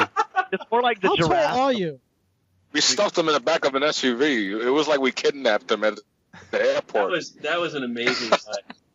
I didn't know what I was getting into. I was like, I figured, we were probably getting into the back of the car. Yeah, but it was the back of an SUV with everybody else's luggage. It was like there was no more room in the seats. They're like, we're gonna have to leave you here. I said, no, I'll fit in the back. Yeah. Well, just to give a quick backstory, that's where I met Mr. Wu in Seattle for the Halo 3 lockdown event.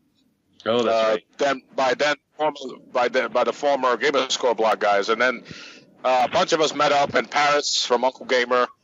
He shows up with an SUV that he rented, and a bunch of people jumped in, and then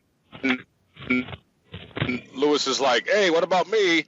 And then we're like, Paris is like, "Yeah, come on, you go in the back." And then he literally went into the It was pretty awful. They took the biggest guy in the friggin' car and they stuck him in the back under the luggage. Yeah. I have to laugh. I'm definitely gonna laugh because I've met you personally. You're a huge human being.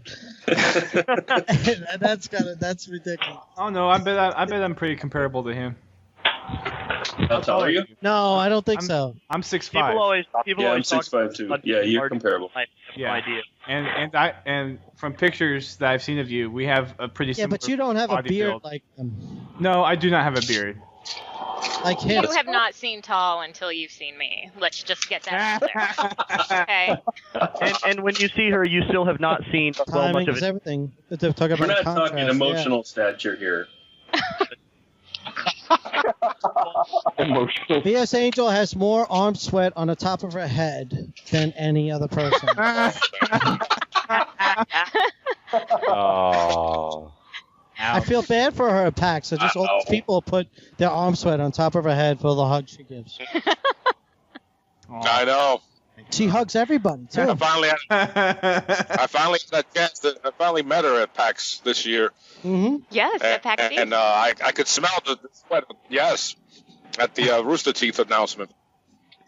We'll just continue And, to I blame saw- that on other people. That's right. Well, to be fair, she wasn't feeling well. She wasn't feeling well. She couldn't smell herself. She doesn't know how bad Oh god. Pete, I think this is the last time you're going to get invited to Seattle. Oh. Hey, who, me? No, I thought we were talking about JVB. Oh, JVB? I know, right? It's not me. It can't be me. There's no way I said anything wrong. There's no way. Of course, you're perfect. Yeah. No, because I'm consistent. Oh, okay. Your Helmut protects you from saying anything wrong. Nah. No, You can neither confirm nor deny consistently that. wrong. Oh, that's gonna be the joke of the night. Yep. Okay. Precision, your turn. Guys, Alrighty. go back in the recording. Precision. Mel. So we're doing the Halo CE start thing, or just whenever you No, whenever you started. Whatever you started. Okay, well, I mean, it started on CE, but I really wouldn't consider that a start because it was really casual, and I really didn't start being competitive and really into the whole story, until right around the release of Halo 3. So, I was playing Halo 2 a lot at my friend's house. I didn't have an Xbox, but I absolutely loved the game. It was just naturally comfortable.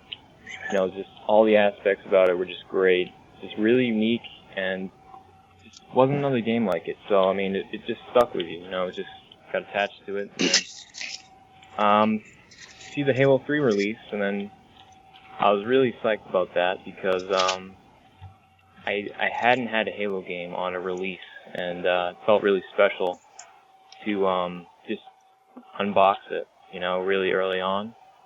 And had my own 360, just started out, and then I really got competitive about a year or two into Halo 3. And then, I'm just all about multiplayer. I mean, especially big team battle. It's just one of the best things out there. And I just love the way all the teams work. Just communication, the teamwork, just the objectives. I love it. It's just really nothing else like it. And I think I'm gonna be with Halo for a long time coming. Believe it or not, I did not pay him to say any of those words. We can neither confirm. But you can't confirm or deny. Yeah, exactly. Well, what I love about everybody's story, That's the scary portion. everybody has these really great stories. Like Grim was talking about how much he loves the story. You guys are talking about the multiplayer. You like the Warthog. There's all this stuff. And to me, that's my favorite thing about Halo is that it's whatever you make of it. It's such a large universe, and there's so much there that you can sit and forge and make Spartans out of millions of pieces, and that's your thing. Or you can make montages, or you can make armor, or you can read the books, or you can watch the motion comics. But there's just so much there that everybody can have their optimal experience. And that's what I like about all of your stories. And with that amount. Very well. With that, very well put. With that, it's your turn, actually. She's done now. That's it. Wow, that was very, we got it very efficient. No, Yeah, she was prepared. She knew it was her turn and everything. She didn't talk about her experience, though. She just talked about how she liked what the others were saying. So now it's time for her to talk about her own experience. I have 3 main things that stick out in my mind about CE. Okay, we're going to be here for another hour. After what Pete says, actually 4, but I'm only going to touch on 3. The first one is going to be the amount of hours I spent in the swamp because I could not find my way out of it. It was like the swamp level was like a 3-hour experience for me. It was ridiculous. That was a great level. Oh, jeez. She's like, there's a library? Not the kind you're thinking either.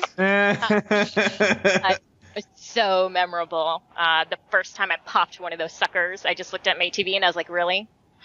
Really? You're just going to put 20 million of them more on my screen? And the Warthog one. Oh my god. It was... I played through campaign with my husband on co-op, and he was driving, being the manly man that he is. Except for we couldn't finish the level. He did it like 10 times, and we could not finish it. And finally I said, dude, my turn. And I finished it the first time. It was so good. Is anybody reading this? He did it 10 times. He did it 10 times, and then he did it again. Yes, anybody Just saying, this? women can play video games. And couldn't finish. Oh. And didn't finish. So anyway, back to Halo. The Flood. You're asking for it. You deserve every bit of this.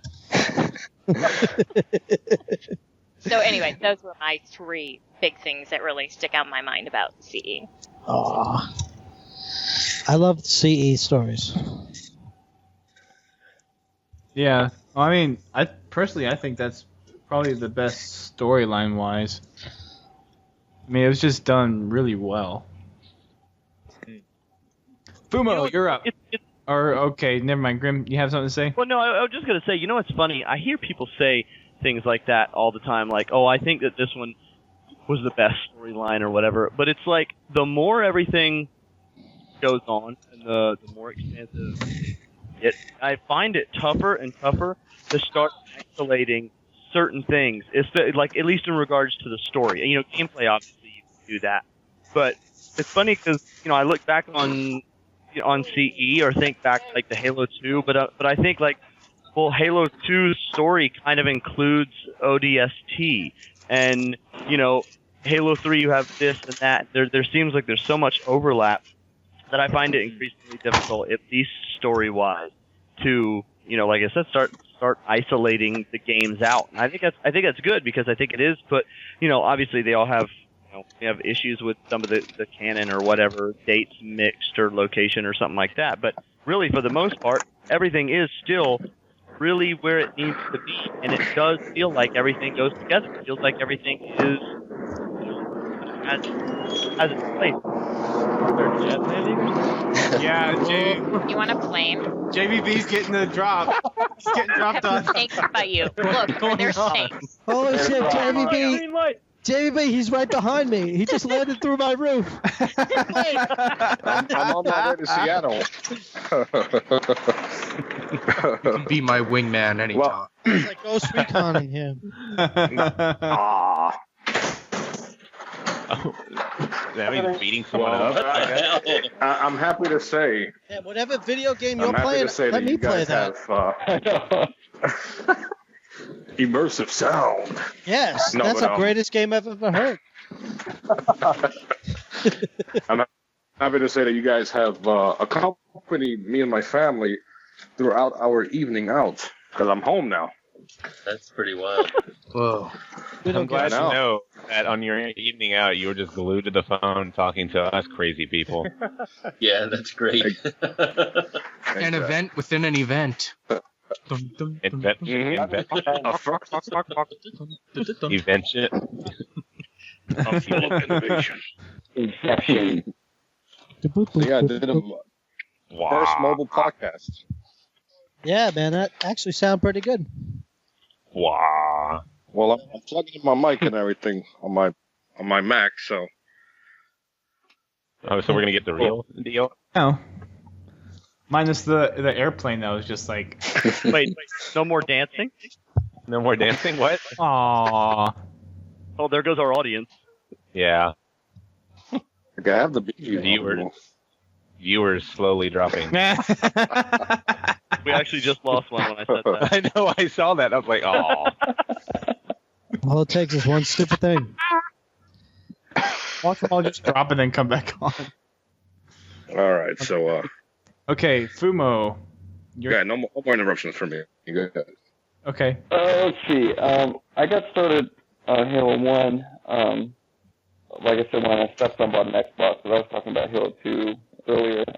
I got started with Halo 1, and I got really into it. I really enjoyed the story and the campaign in Halo 1. And went through and started getting into the multiplayer some more.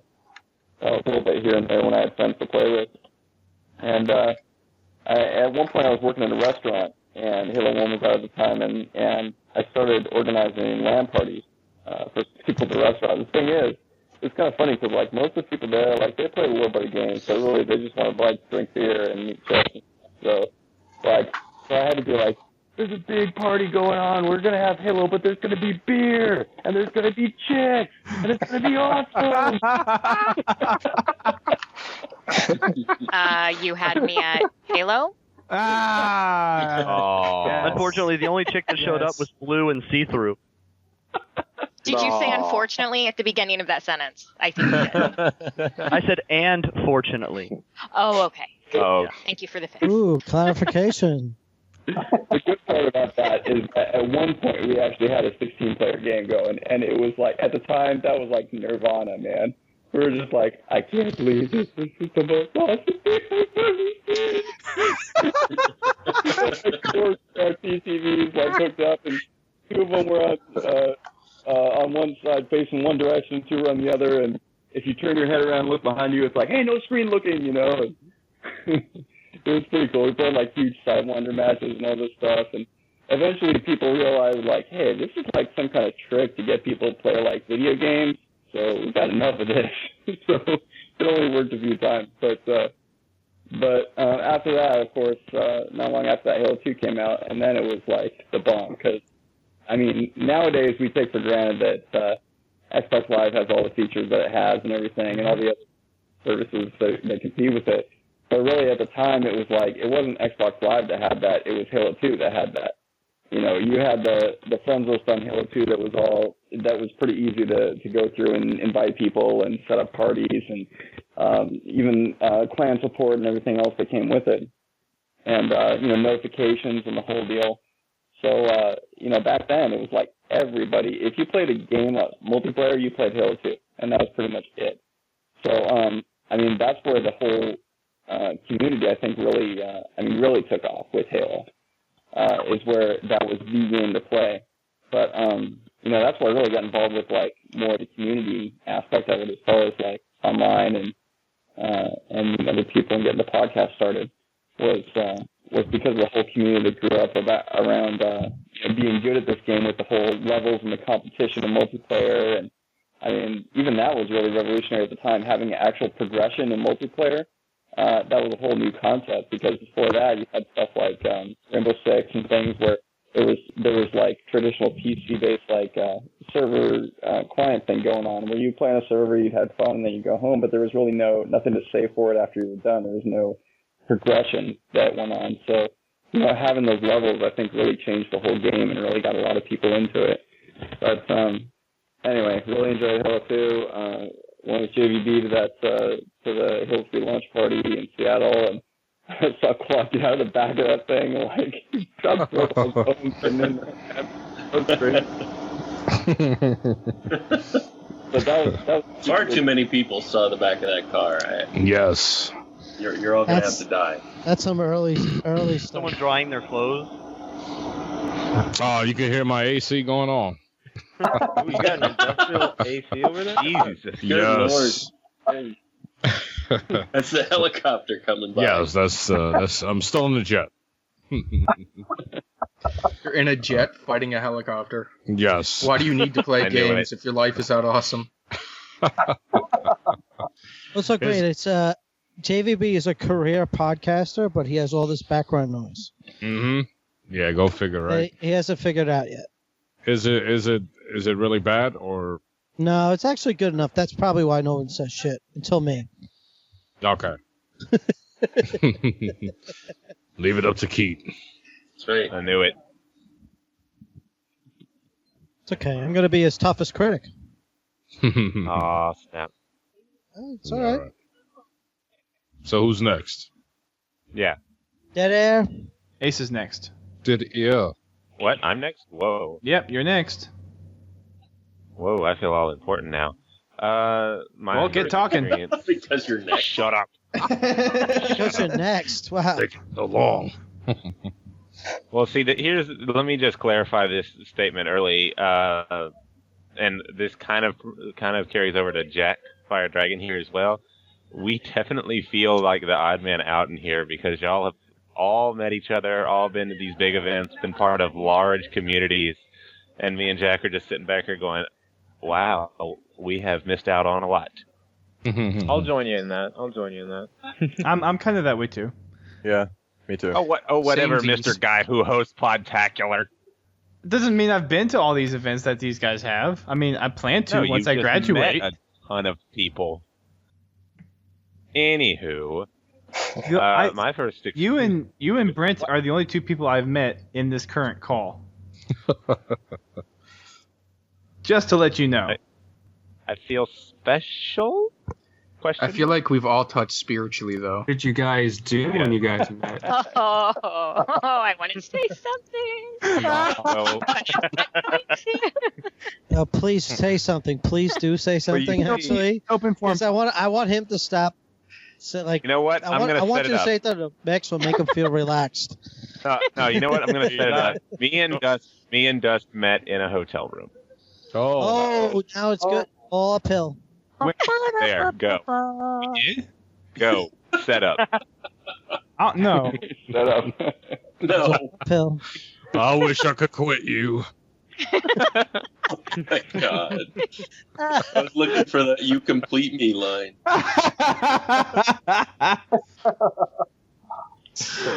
Oh, that was great. Anyways, continue. What was I talking about? You first. Done enough. Hotel room. I got so distracted. Twilight. Yeah. Thanks. Whoever said that. Twilight Marathon. Was that Brent? Brent, don't do that. That was me. No, Brent actually has talked less than Chris this entire podcast. Okay.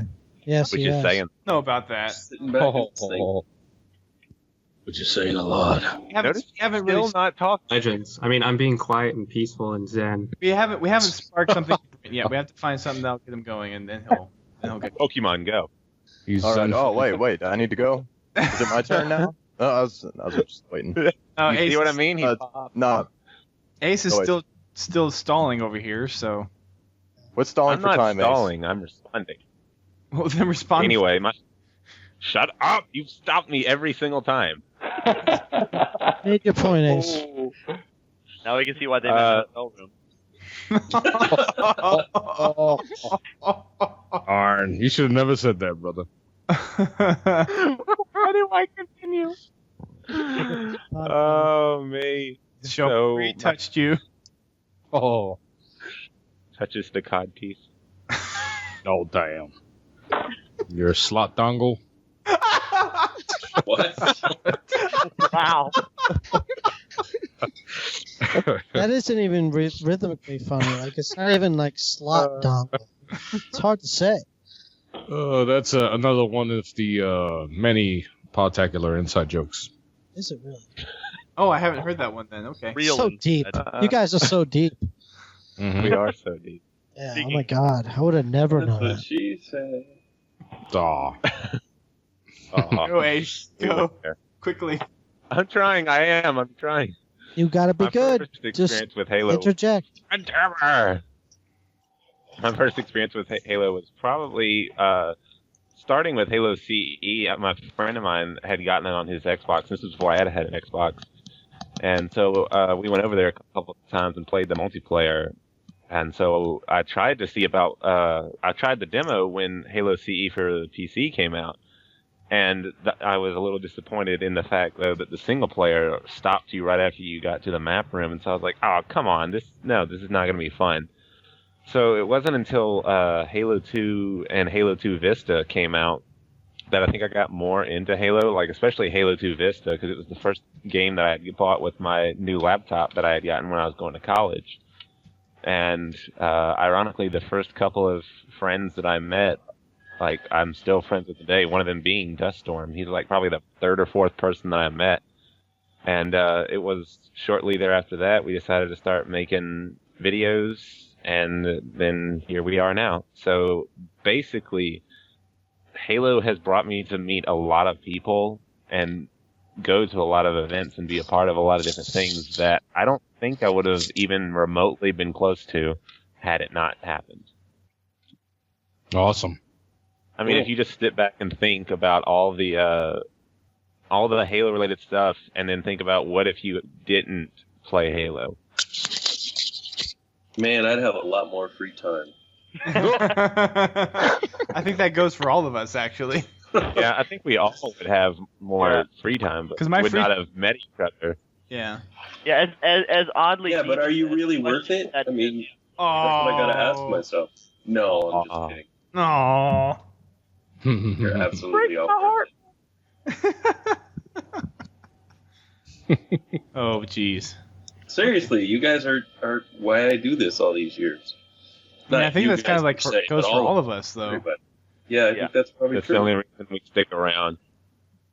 Well, I mean, I feel like lucky as far as doing stuff like, let's say for HBO and highlighting a community member and what they're doing, it's really neat because, if someone from Bungie or from 343, kind of like recognizes something that I've done, or, they're like, hey, we saw that you did this on the forums, great job, or you had this such an idea, and that's awesome. I know what kind of feeling that is, to feel like, you kind of had a hand in something, or that you were recognized by the creators or stewards of something that's really important to you. And so, I mean, for me, it's, I think all of us in here are community leaders in some sort of way, and to me, it's all the more rewarding to be able to go and find other people in the community and highlight them as well. Because to me, it's like, I want to make people feel as cool and as valued and, and as good as I have been made to feel by, people from Bungie and 343, and and Claude himself, even, when I was, kind of first on HBO and everything. So. Awesome. Yeah. There you go. Brent, All right. I think it's your turn now. All right. Yeah. I guess my very first experience with Halo was I had a friend across the street when I was about 12, I guess. So this was 2002, and he would come over and he had an Xbox, but at the time I was still in my purist Nintendo phase. So I just had I think it was a GameCube at the time maybe, but Is this where he starts talking about Pokemon? No. No. Sorry, I felt like It's probably more. It talks about Zelda, I bet. No, I'm going to talk about Halo actually. Probably, but yeah.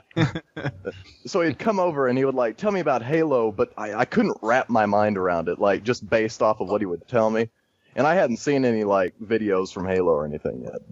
So then I hadn't even played it. So he would tell me about the Covenant and the Flood, and that sounded all cool and stuff, but he never told me about how important multiplayer was in that game. So the Halo CE, the importance of multiplayer never hit me until these massive LAN parties started happening around town. And I would only hear about them. I never actually played it because I wasn't that interested. But the Christmas of 2004, I finally got an Xbox and a copy of Halo CE. And I played that, and then I saved up for a little while. And in 2005, I got an Xbox Live and got a copy of Halo 2. And I guess that's really when I started getting into Halo, was my experience with Halo 2 on Live, and that kind of golden age of Halo multiplayer, where the only thing you could play on Xbox Live, was Halo 2 or Crimson Skies or something else. But mostly people would just stick with Halo 2, and you would have, 20 or 25 people on your friends list or your clans list on Halo 2 at the same time, and it was super easy to get a party back then. So, for about, I guess, 4 months in 2005, I didn't know anything about the Halo community. I just played Halo 2 online. But once I finally started listening to Podtacular in mid 2005. There's the plug. Yes.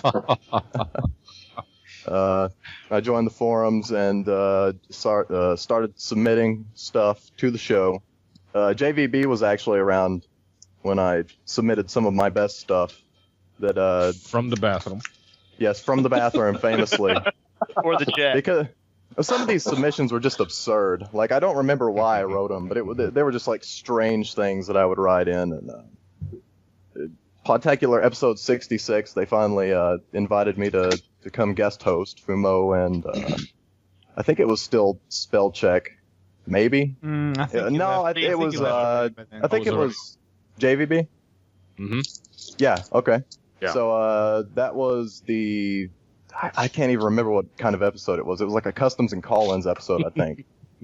So I read off some submissions on that show, and I don't know. I tried to inject some humor in it, but I never got too far with my jokes. That's why I kind of stay quiet nowadays, because the jokes that I don't tell it's usually just best if I just keep those jokes to myself, because they usually come out and they're just a big flop. People. There's a good amount of times. In a live show, it's even worse. Times where it works pretty well. In a live show, I can actually risk losing listeners. With the podcast, when we record, nobody's listening, so the pressure's not on. The only thing I have to worry about is like somebody, shutting their iPod off or whatever, not listening to us anymore. But like with a live show, I actually have to worry about if I open my mouth, people are gonna hate me. Nah. And then like they're gonna quit listening to the show. Nah. Like I'm gonna bring the show down. But wow, you put a lot of pressure on missed yourself. that memo. Hey man, you're a pro self-deprecator. Now I'm suddenly more nervous. Thanks. Well done. We hold the world in our hands. Sounds like when I was on Podtacular. Lol. I think you guys do a great job, and Fumo and JVB did a really good job when they were doing the show. Brent did great. Yeah. So Mr. JVB, it is your turn, I believe. Ooh, it's my turn. It is. All right, well, Do it live. Well, I started inquiring about Halo when the Xbox, I'm jumping ahead of myself, when it was first announced. And I used to go to IGN, check out the videos for Halo. And then as the launch for Halo and the Xbox approached, I had a friend who was going to pick it up. And at the time, the only way to purchase it was by buying a ginormous bundle, which was, $800. So he was asking me what game should he get. Instantly, I said Halo. And then I came up with an excuse to go late to work so that I can go to his house and play Halo. So he calls me at work, and at the time I used to get out around 4 a.m. Called me at work and told me, dude, thank you for recommending this game. I haven't even gone to sleep. I'm not going to work. Me and a friend, we've been playing. Well, yeah, he's ruining my life. Yeah, that's the same thing. He's a stockbroker, so him and his friend. That's what happened to the economy. It was John 117. He messed everything up. And so through that, I got into Halo CE, and then there was an event. Everybody here remembers I Love Bees, so that whole campaign was going on, and I was following it. And a friend of mine had called me up and said, "Look, tonight they already revealed the location in New York City to go to see some reveal. Do you want to go?" So I went, and it was held in the movie theater in downtown New York. Lo and behold, it was Halo 2 on a movie screen and the final episode of I Love Bees. So we got to play against Texas and Los Angeles. It was a online battle going on. So right there, the Halo universe totally captivated me. And the universe, the story, everything. And then came along this little podcast called Podtacular. And I said, what the heck? Let me send a submission.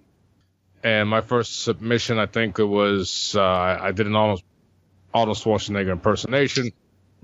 And I think my second one was a tip about the noob combo, which at the time wasn't really popular. And so from there, I started listening to Podtacular. I got into the whole community scene and, of course, multiplayer when Halo 2 came out. And 6 years later, here I am. Still loving the Halo franchise. My son truly enjoys it. He has, I think, he's collecting all the series. As far as the action figures, he draws Halo figurines, and so it's just here. I mean, perfect example. Here I am on a Saturday night talking with you guys. So we all came from this. We all have similar backgrounds. So it's just one of those things that you kind of can't grasp unless you're part of it. The whole community experience. So I think that's the most valuable part that I've taken out of all this so far. I'd buy that. Oh, and really quick, one major highlight, and I've said this before on Podtacular, but the major highlight, the biggest highlight, as a matter of fact, there was several that came close. One being interviewing Marty O'Donnell, where I called myself Fumo Jive. Oh wow! Awesome. That's hardcore. That was at the Halo event where that's on YouTube or something. I bet. No, it's on audio, but I said I'm Fumo, and then we just busted out laughing, and and then the number one, of course, was me and Fumo Jive actually being at the event, and we were the only podcast / website that had multiple people representing their site, so that was great, and that was a huge favor from Tony Hines, because I said that Fumo has to go. It's unfair. So, it was just great. Just, to me, the biggest highlight of that event was just Fumo being there, because as we all know, he's the architect of Podtacular. So. Because they let him in, they had to bump 2 HBO people from going. The truth comes out. All these years. It's gonna be West Side Story. There you go. I'm a Jet. You're the Sharks. All right. All right. I guess I'm done. I can keep going, but I'm done. Okay. Apollo. Hello. Is he still here? Yeah, I'm here. Sorry. Just listening. Apollo. Okay. Like I said before, actually, when I first got exposed to Halo, I really didn't like it at all. That really wasn't. Get out. Traitor. Blasphemy. Blasphemer. And that really wasn't because of the game itself. I think it was more because it's a huge game controller. I was like 12 years old, and I couldn't get my hands on the controller. The Duke. So, yeah, and my little brother used to sit on it. Okay, I'm not going to touch that one either. Hey, I read an article about you sitting on it or something. Oh. Didn't I? No, You can neither confirm nor deny that. Did you read one, or did you? Okay, never mind. No, it might not have been her. Yes, a YouTube video. Let's not spiraling out of control, getting off topic. Oh! Let's not derail Apollo. Yes, Angel Duke sits on controller. Go ahead, Apollo. Do a search of that. All right. So I wasn't used to the whole inverted control scheme. I was used to the one joystick, playing GoldenEye, auto aim kind of thing. So I think the first level I played was 343 Guilty Spark, and I pretty much spent the entire time just looking at the sky and wandering in circles. So that never got too well tuned for me. So I kind of had a bad taste in my mouth in that game. But eventually, I think somehow I learned how to play the dual control stick and learned that you didn't have to use it inverted. And I played a lot of multiplayer with my friend at his house, just like him, his brother, his uncle, his dad, just every weekend. So that's really what I fell in love with Halo, was the multiplayer. And then eventually got my own Xbox and got the Halo. I don't even think I even understood the story. I just kind of just liked the way it looked. It looked pretty. So I just liked it. Petey. Yeah, it was. It was actually pretty. Looks so nice. So nice. So I want to play this game. It looks so nice.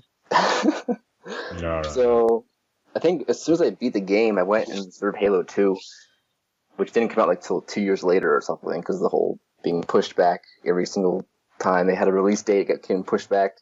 So that took forever to wait for it to come out. And then I think once I got Halo 2, I was in 10th grade, and wow, I actually got, make a brother feel old. I think actually I got grounded for some reason right after I got the game, and I got the limited edition with the DVD inside and the game. So my mom took the game from me, and I found the game. They found where she hid it, and I took the DVD, replaced the game with the DVD, and she thought it was still there. Yeah, and just took the game disc out, and she had no idea. So I think I beat it 10 times while I was grounded.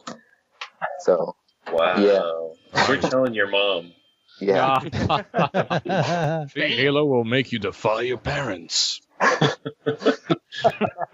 Yo, dog, we added another disc so you can defy your parents. It's a story on Kotaku right now. It was perfect. They picked it up already. Kotaku headline. says, yeah. Halo Kotaku will says, make you defy parents. according to Podtacular. You got the plates down. By the time it gets to Kotaku, you might have abused your mom to get it. Oh, Ooh. Ooh. No, they're updating the story at the bottom right now. Just Update. kidding, Vicente. Rude comment. So I don't think I never really got into like Xbox Live until Halo 3. I didn't have it for Halo 2, and I really kind of wish I did. I think I missed out on a lot of stuff with Halo. Yeah, I know. But I eventually got it right after Halo 3 came out, and yada yada yada. Here I am. That's what I like. It's awesome. Yeah, quickly about Halo 2. I don't know about you guys, but before Halo 2 was released, did you have a lot of people on your friends list talking trash about how good they were in Halo LAN parties and stuff like that? Oh, yeah. And then came Halo 2, and all you, at least in my friends list, all I would hear was people complaining like, how come I can't kill anybody? Yeah. So, Are you talking about from Halo? Yeah, Halo LAN parties from to Halo 2. to Halo Yes. 2 online, To multiplayer Xbox Live. Absolutely. It was the greatest.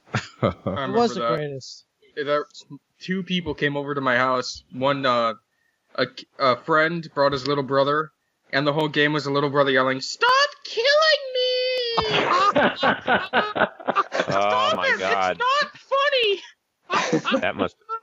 That must have been painful. I just remember a ton of friends quit playing video games because of that time. Like they just quit. A lot of people stopped. They just totally quit. They're like, you know what? I'm not good at games anymore. They couldn't I'm live done. the lie anymore. Yeah, it was not good. The LAN. I can't take it. The noob behind the curtain is. Well, no, everybody in your county, yeah, you may be good in the people in your town, but your county not even that good. It's like, screw this, I'm gonna go study. I told you, Grandma. I know I could beat my brother because I live right next to him. All right, so who's next? Next would be Elusive Eagle. Chow Eagle. Chow Eagle. Xiao Eagle there? Yeah. Xiao. Broke ass eagle. So another Podtacular urban myth is born. There we go. For the 20th anniversary, we're going to be talking about the Chow Eagle. And Yeah. Anus armor. Wait, isn't 20th now all... What? Raise of hand. Who here What is happened? their anus armor? I don't know. I haven't You guys checked. can- right? I haven't checked mine. You're breaking up a little bit, Eagle. Is this any better? Yeah, Yes. Better. Okay. Might have been a little hiccup there. Well, yeah, so we're talking Halo 1, and I'm going to take the route of VS Angel, I think. I have a few very specific, very fond memories of Halo 1. Halo CE, sorry. And that would be definitely the story. I mean, I'm certainly like a sci-fi, nerd, whatever junkie if you want to call him that. So I love anything sci-fi, and my previous experience had only been with Nintendo, and I'm not gonna go into Pokemon or Zelda. Playing Pokemon right now. But anyway, so I mean, Halo was great. I mean, it was just so I guess interesting and almost inspiring to be able to explore some new world that I had never ever seen before, in game form, obviously. But so playing through the story, experiencing that was a huge thing for me. And then second of all, obviously all those super, awesome is the word I would use. Just the times when I'd get together with friends, or we'd have the 16 or even 20 player LANs. Yes, I know you couldn't have 20 people playing at once, but we'd have more than we could have Xboxes connected at the time, and we'd have to take turns. And I mean, just being there, being able to trash talk, yell at each other, scream, have fun. It was just eat food. It was awesome. And then probably a third one that I would say would be, well, I guess now, I mean, it's kind of a maybe a strange one, but just looking back at the whole game, all the experiences I've had. I mean, just thinking about Halo 3 and then now we have the opportunity to play it again in a few months in kind of a new, reimagined form. I mean, I just get like these, feelings of joy. Like I can just think back to when I was first experiencing it. It feels so fresh, so new, and it felt so fun to play. So I'm really looking forward to that in the next few months. But even just thinking back on Halo CE, I remember fondly, just kind of, I guess it's the nostalgia factor. But I mean, it feels great. So cool. Awesome. Nice. Awesome. Awesome. Midget dance. Hello. Little people. Come on. Little midget dance. Rah. So, my first experience was Halo 1. That thing with the Stop Killing Me kid was one of the first ones. And that just made the game awesome. After that, after the multiplayer, I got out of it until Halo 2 came out. And then I got really into the story, and I bought all the books. And I don't know, it was just the story that kept me going. I wasn't even into the multiplayer that much until Halo 3. Then Halo 3 came around, and I met Chris and a bunch of really good friends. So yeah, that was pretty sweet. Nice. Please tell more. Elaborate. Uh-oh. On what? Uh-oh. Uh-oh. Elaborate? Just Chris. Okay, stop. Chris. And listen. Chris has seen every single Twilight movie. He's been to the town where nice. Twilight is set. Nice. I've now elaborated on Chris, on who he is. Wait, you did that on purpose? Who are you really? Chris is the Batman. We want you to know. I don't know. I'm grateful to Halo. It has a great community. All these people in the call are part of it, and going to be meeting up with Chris and hopefully some other people here at PAX. Oh yeah. Nice. I'll be wearing a button. That's it. I just noticed that all Yeah, right. That's it. I'm gonna wear a button that says "Stoic Near Boys" and nothing else. Something that I wanted to mention real quick that I had forgotten to on my end was that I thought was really important that drew me in was the music. I mean, the everything from the monk chants to the that kind of tribal drum beat and everything just seemed to fit perfectly. Like, I mean, I still to this day own all the soundtracks, and we'll listen to it just as background music, or just if we go on road trips, it's what keeps me going. And it's funny, I listen to it and I'm instantly back exactly where it is in the game. I know what's coming around the next corner. It's funny, when my wife and I were picking out the music and everything for the wedding, I picked out the Halo 3 trailer theme for us to come into the reception when we were announced. Gosh. And she's awesome. Like, and of course, she thought it was really funny. She thought it was great. She's like, yeah, that's fine. She's like, how in the world are we gonna put that down though for my mom? So I just told her mom that we were coming into a modern orchestral piece by Martin O'Donnell, and she thought it was great. There you go. You were in line, dude. That's an epic wedding. Now, do you work out? Like, do you get really pumped, a la like Rocky, when you're listening to like? But it's I great. do. I listen to it while I'm running. I'll be honest. I totally listen to Nice. O'Donnell's music while I'm running. I can picture you running up the stairs in Philadelphia. But Stairs, no. Keith, don't lie. You don't run. Oh. But it's you bring up the music, and I run so far away. I was talking about this on Podtacular because actually it was on a different show where we were talking about games and how far they've come, and one of the most overlooked aspects of video games is the soundtrack. And I had used Halo as an example, of course, and perfect scenario was the Halo 4 announcement. As soon as you hear the monks chanting, you instantly know what the deal is. And of course, I had goosebumps hearing the music. So we all can't deny that Marty O'Donnell sets the bar pretty freaking high. Absolutely. Cannot deny that in any respect. JVB does a lot of podcast. He does a podcast for a broad range of games, but he cannot deny that Marty O'Donnell is at the top. He's the man of his game. Mm-hmm. No doubt. And he thinks I'm Fumo Jive. It's actually one of the things, one of the biggest question marks when I was thinking about, the kind of the overall torch being passed, was the music. And I mean, I have every faith, in 343 that they're going to have people, one person or multiple that are doing it that are going to do an excellent job and put a great stamp on it. But, I can't think of very many other games.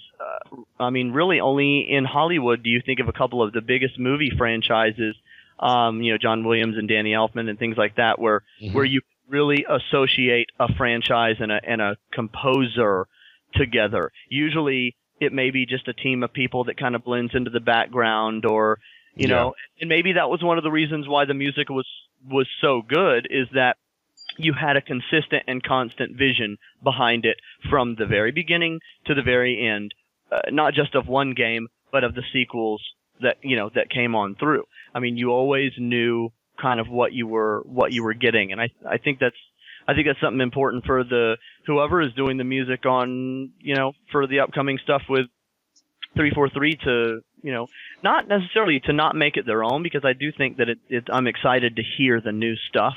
But just to keep that in mind, that, the formula is to keep that vision, make us feel like it is the same when we press start the first time to the ending credits. It needs to feel like a complete experience.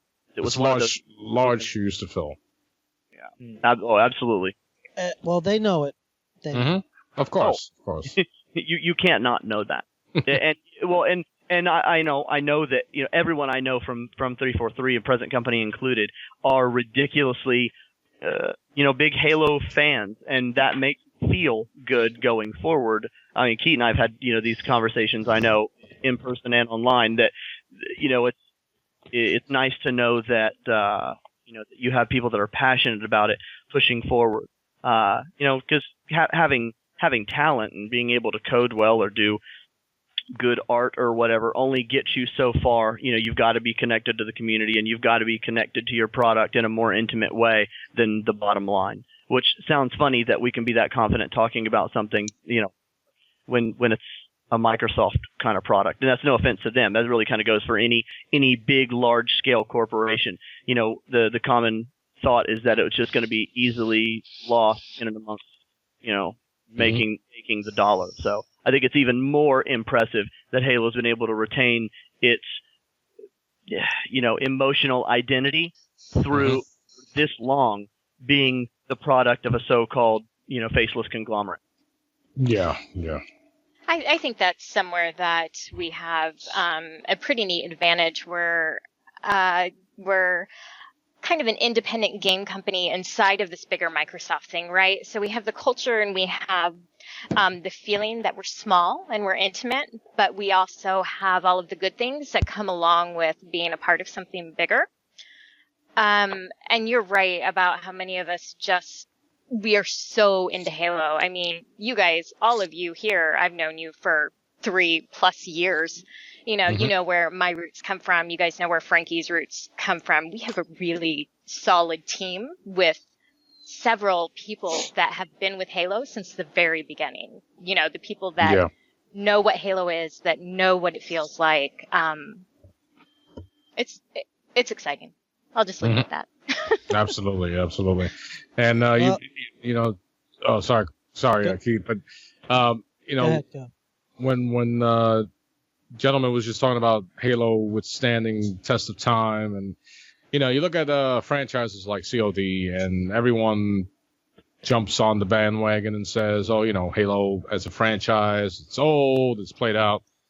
But if you look at it now, and at least in my friends list, when I look at who's playing what, I see people playing Halo 3 or Halo Reach, not COD anymore. So that's, when of course the community as a whole, we're gamers, so we're competitive by nature.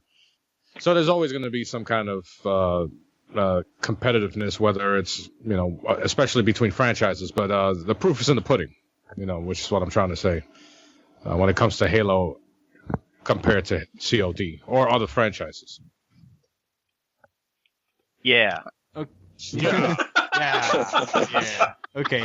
I don't get the whole COD versus Halo thing. I play both. Yeah. Well, that's the neat thing, right? Yeah. Your Xbox can spin full discs. it's we like all play tons of community games. is the best community.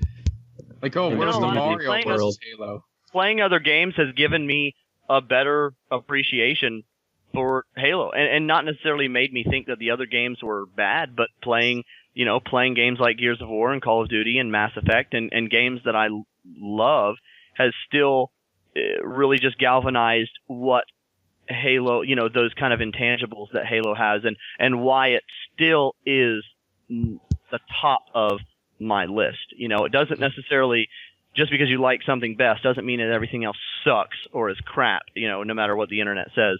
But, I don't know. I think it's good to get out. I'm actually kind of excited that there are some people with 343. I mean, you've got like Ryan Payton, I believe, he's with Metal Gear Solid series, and you've got people from Gearbox and this and that, and it's going to be interesting to see how you get a little bit of a mix and match of those ecosystems and how that drives it forward. And people can't complain about that because Bungie had the same thing.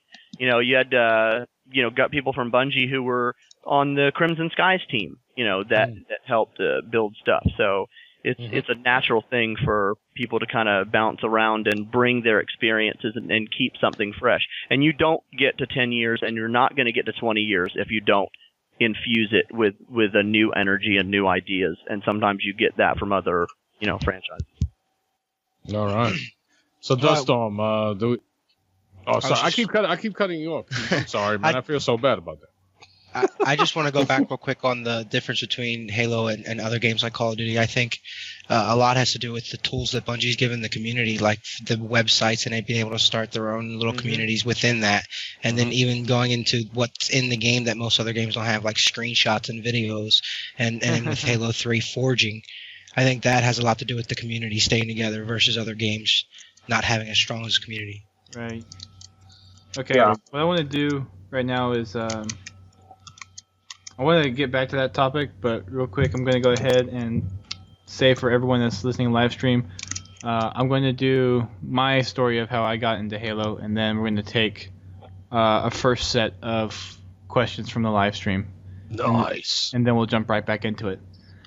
So I got into Halo basically through a couple friends that actually were able to have Xboxes, because back in the day my parents didn't really believe in the whole gaming system idea, and that it was kind of a waste of time. So unfortunately I really didn't get exposed to that, except for the few instances where I was actually able to go over to a friend's house. And I remember I remember hearing about Halo and people playing it, but I really never got into it that much because I really couldn't at the time. So the first time I saw Halo, we did some campaign. I thought it was pretty cool, and we really didn't have many people to actually do a good LAN with, so I really didn't get exposed to that until I got to college, actually. But going back to junior high, I saw my friend playing Halo 2 online. It's like, oh, this is pretty cool. But I really didn't get into Halo until I actually got a laptop for college, and I went out and bought Halo PC for my birthday, and I played that for a while, and I quickly got into the Halo Custom Edition stuff with the whole modding communities and having custom maps. Being able to put in there, and there's a lot of really cool things that the community has done in terms of just Halo Custom Edition, that with the editing kit that Gearbox put out with Halo Custom Edition, that a lot of things were just being made and people were mimicking stuff done in Halo 2 and stuff that they saw in the Halo 3 beta, and they're still pulling stuff in from Halo 3 and Halo Reach, trying to incorporate that into the Halo CE game because there's still a good majority of people that play that on the PC. So that's kind of where I got my start. And then freshman year in college, I met up with Ace and Jack doing some machinimas on Halo 2 Vista. And Chris is my freshman year. I finally decided to buy my own 360 with my own money and got Halo 3, and that's pretty much how I started off with my Halo stuff. Awesome. Pretty cool. Yeah. Well, we all have similar stories. Yeah. That's what I was trying to say. It's like it's not the similar stories. It's really like when you got into it. Right. I think that's more important. And no matter how when or how you got into it, eventually you wind up in the same spot. Yeah. Obsession. We're all right here. That's the thing. I mean, we can talk about this. This is like a Halo Have known each other. Anonymous call. We're all talking about how we got into it. I'm kept us going. Hi, JVB. My brother introduced me to it, man. I can't stop thinking about it, man. We're a really bad support group, though, because we're all like, yeah, you keep doing it. That's right. Yeah. You know what? I'll join you. You are, When I'm Master not Chief. playing, I'm listening to the music. And I'm dressing up. Admitting it is the first step to doing it more. Because of Halo, I was able to create all these lasting friendships that I'm very grateful for. So Halo's really had a big impact on my life. Amen. As with all of yours. Mm-hmm. There's a long history when it comes to the Halo community. I mean, earlier I mentioned Louis Wu being the first that I can remember who went out there and created a blog and website around the Halo universe, and Fumo Jai was the first to put out a Halo podcast. And I remember BS Angel, when you were Hottie McBloggy and you won Community Member of the Year for Gamertag Radio, and I mean and of course she won that, really? Yes. Oh, I didn't know that. And I'm surprised, man. That was like 3 or 4 years ago. That was yeah. What'd you do? I don't remember that. It was voting. It was voting at the time. You vote for your favorite. You mean you appear on a podcast? Did you want some kind of award? No, actually, it was just an award. Just their annual award show. Mm-hmm. Oh, okay. Yeah, it was more just for like community involvement and stuff like that. Mm-hmm.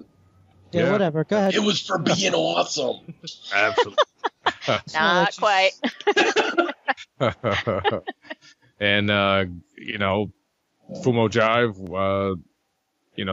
not to brag about Podtacular and its achievements, but it was the first video game podcast to win 2006, baby.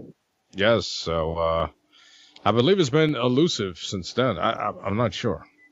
I don't think any other video game podcast has won it since then. I could be wrong, but I would like to say that I'm not.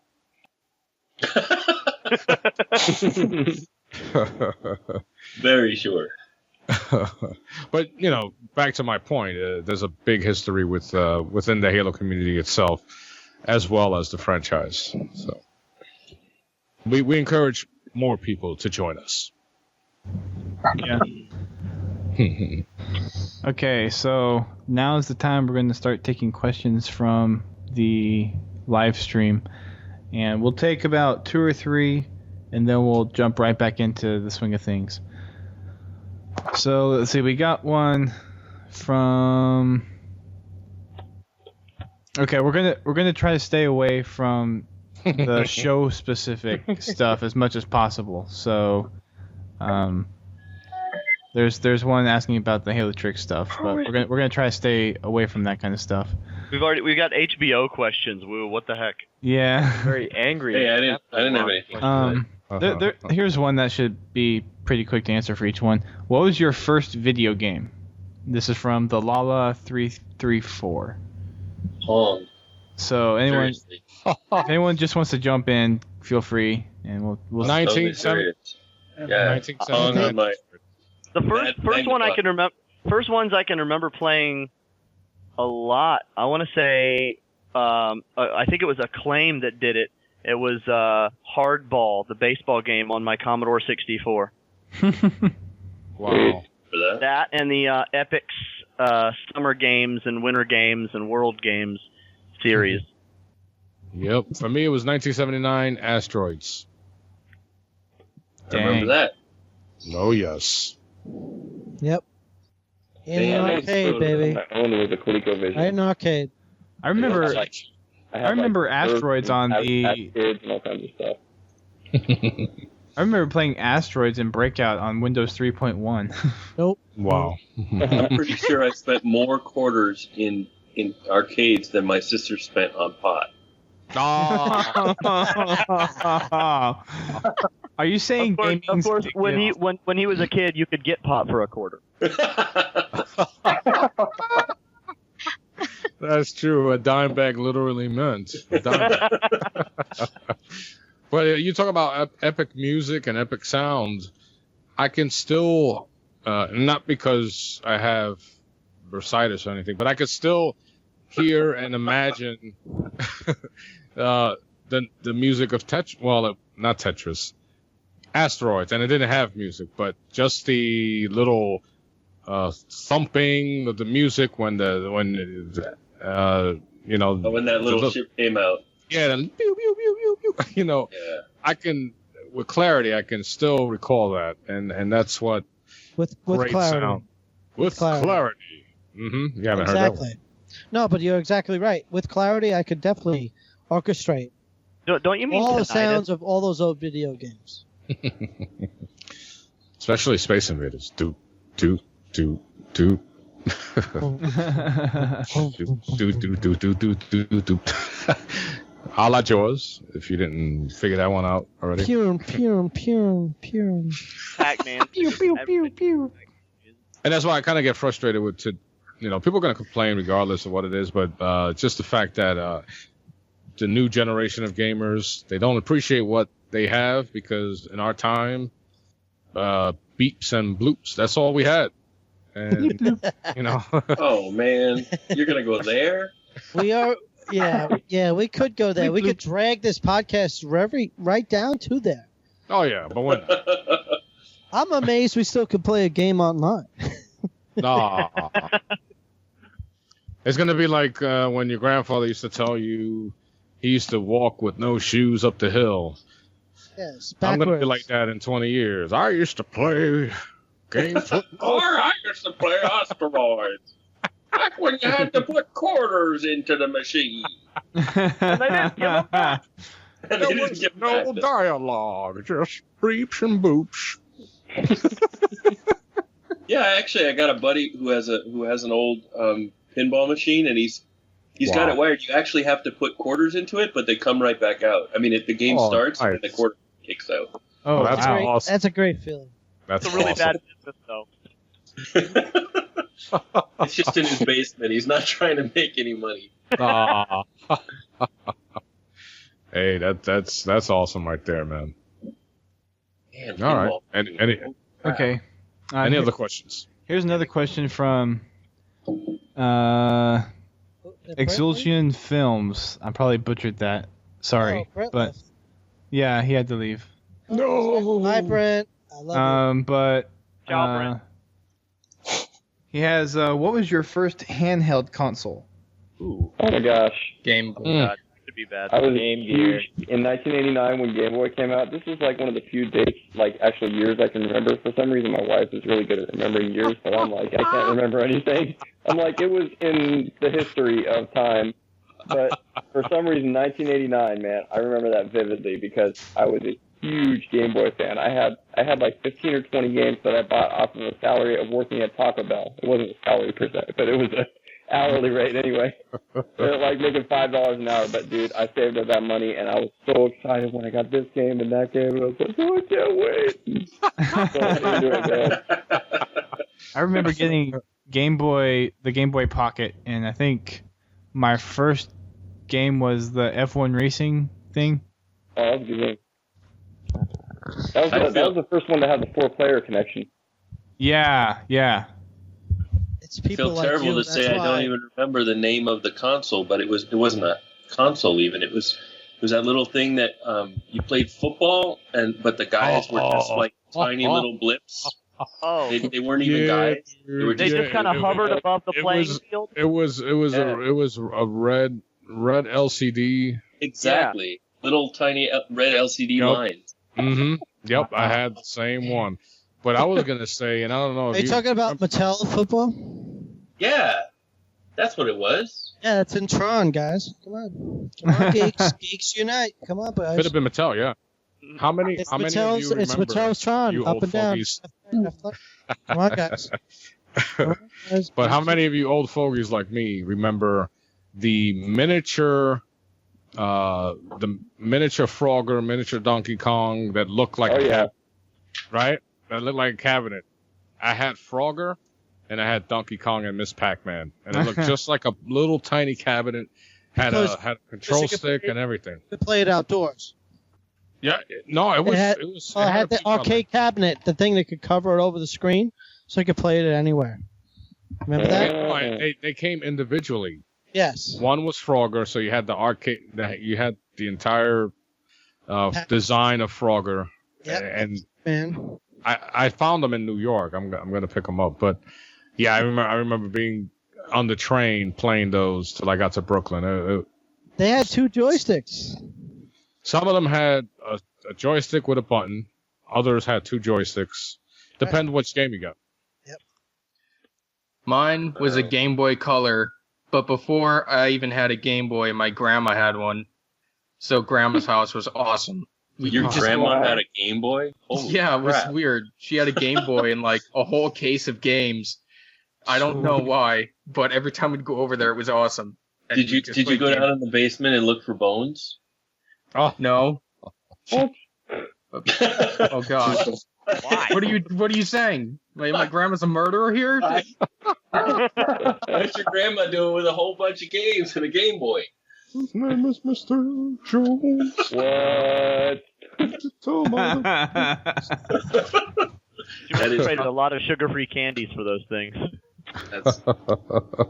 I wish her later. I had a grandma that was that cool, actually. Exactly. He's the gamer, That's man. the point. He's just jealous. I am.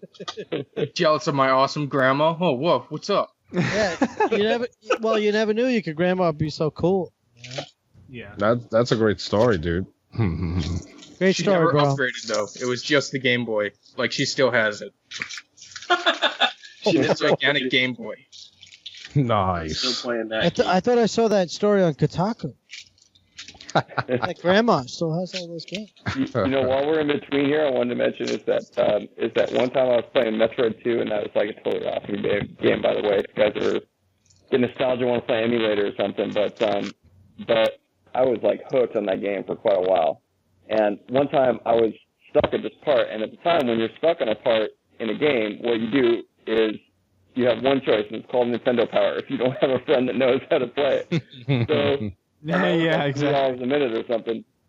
So you call this like 900 number, and they have people. Yeah, well, before you had the internet, so it's like, so you got people like standing by to have like this database of like game tips and stuff and walkthroughs at their hands. So I call them up and I'm like, oh, my parents don't realize what I'm doing. And I call them up and I'm like, all right, real quick, I got Metro 2, I have such a part on this level, and can you help me? And they're like, hey, let's see, you need to... I'm like, I need it now, hurry up! Oh my god. 9100 number, right? That's true. I remember all the games, the old NES and Super NES and stuff they did, man. They had a whole, like, in the manual, they had a whole page in the manual devoted to, like, whatever their respective company's tip line was. Yep. Like, for tips and cheats, call, yeah, it's... Yeah, that was awesome. And then they put impossible crap to figure out unless you call. Oh, yeah.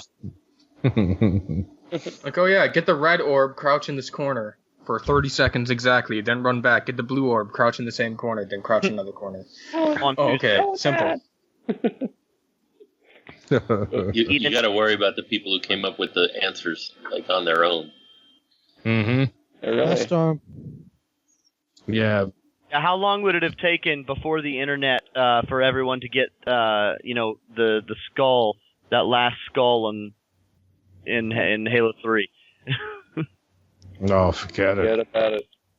The Wouldn't last happen. skull in Halo 3. Which one was that? The I want to be your daddy skull. Yeah, would have been your daddy. Yeah. Oh god, where you jumped in the rings? Yeah. Yeah. Oh yeah. I just wonder the first one to figure that out. Well, it was the guy who decompiled the code. He decompiled the code. But it would have gotten figured out on its. That's the problem. Is it would have gotten figured out on its own. Yeah. That's the only reason it's sad that somebody dug through the code for it. But No, I mean, hey, back then you had to use the resources, so that's amazing. Did we have any other questions, Dust? Yeah, we'll take one more question for this round. grandmas are epic. That came off the chat. Not exactly in the form of a question, but there's one from Zenteria. He asks, when did you realize that Halo was your favorite game? When I played it. yeah.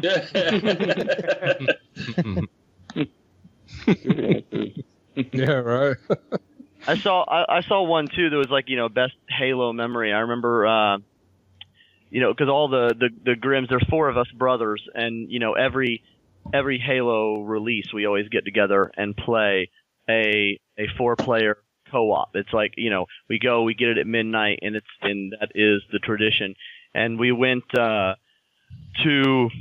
GameStop at midnight when Reach came out, and to make sure, I wanted to make sure that, obviously everybody got to play. And so I walk out, I had to bring people with me, and I walked out of GameStop with 4 legendary editions and a special edition and the Reach console.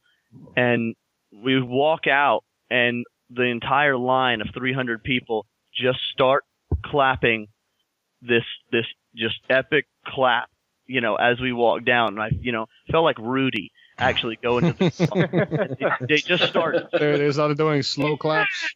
It's great, yeah. Greatest thing. It was That's great. Yeah.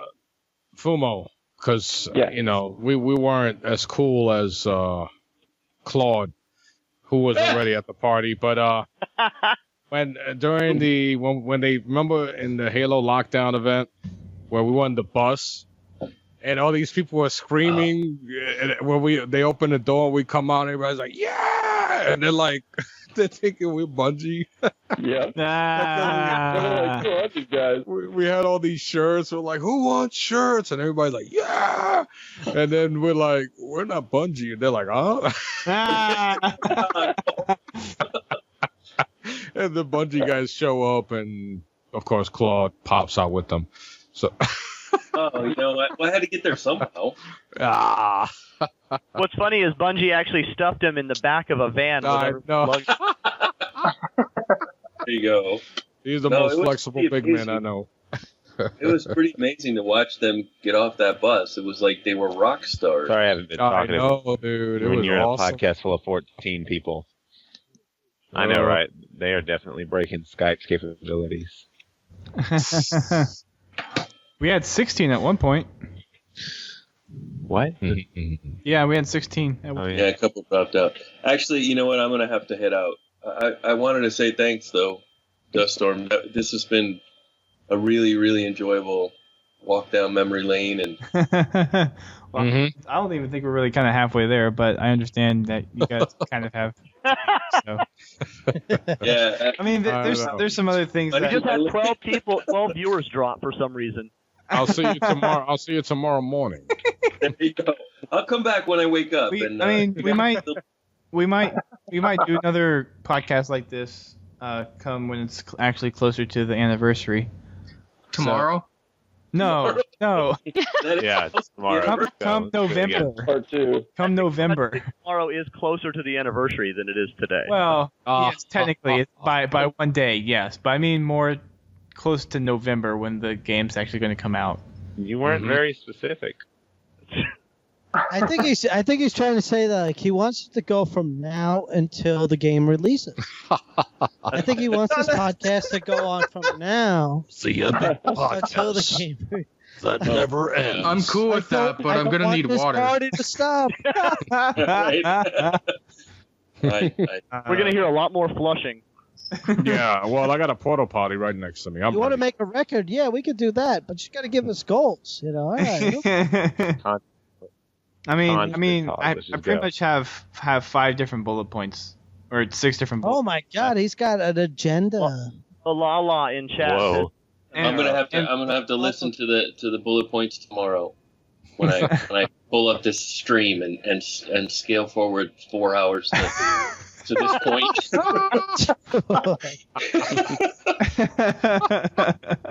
That's pretty awesome. Anyway, thanks to everybody. This has been great. Oh, thank you. All right, we'll have to try to get you get everyone back on again closer to November, and depending on how far we get tonight, we might just save some topics for next time. That might be a good idea anyway. So yeah, if you guys will, I guess, tentatively keep your schedules open around that time, I'll try to push something out when a date gets closer. Sounds good.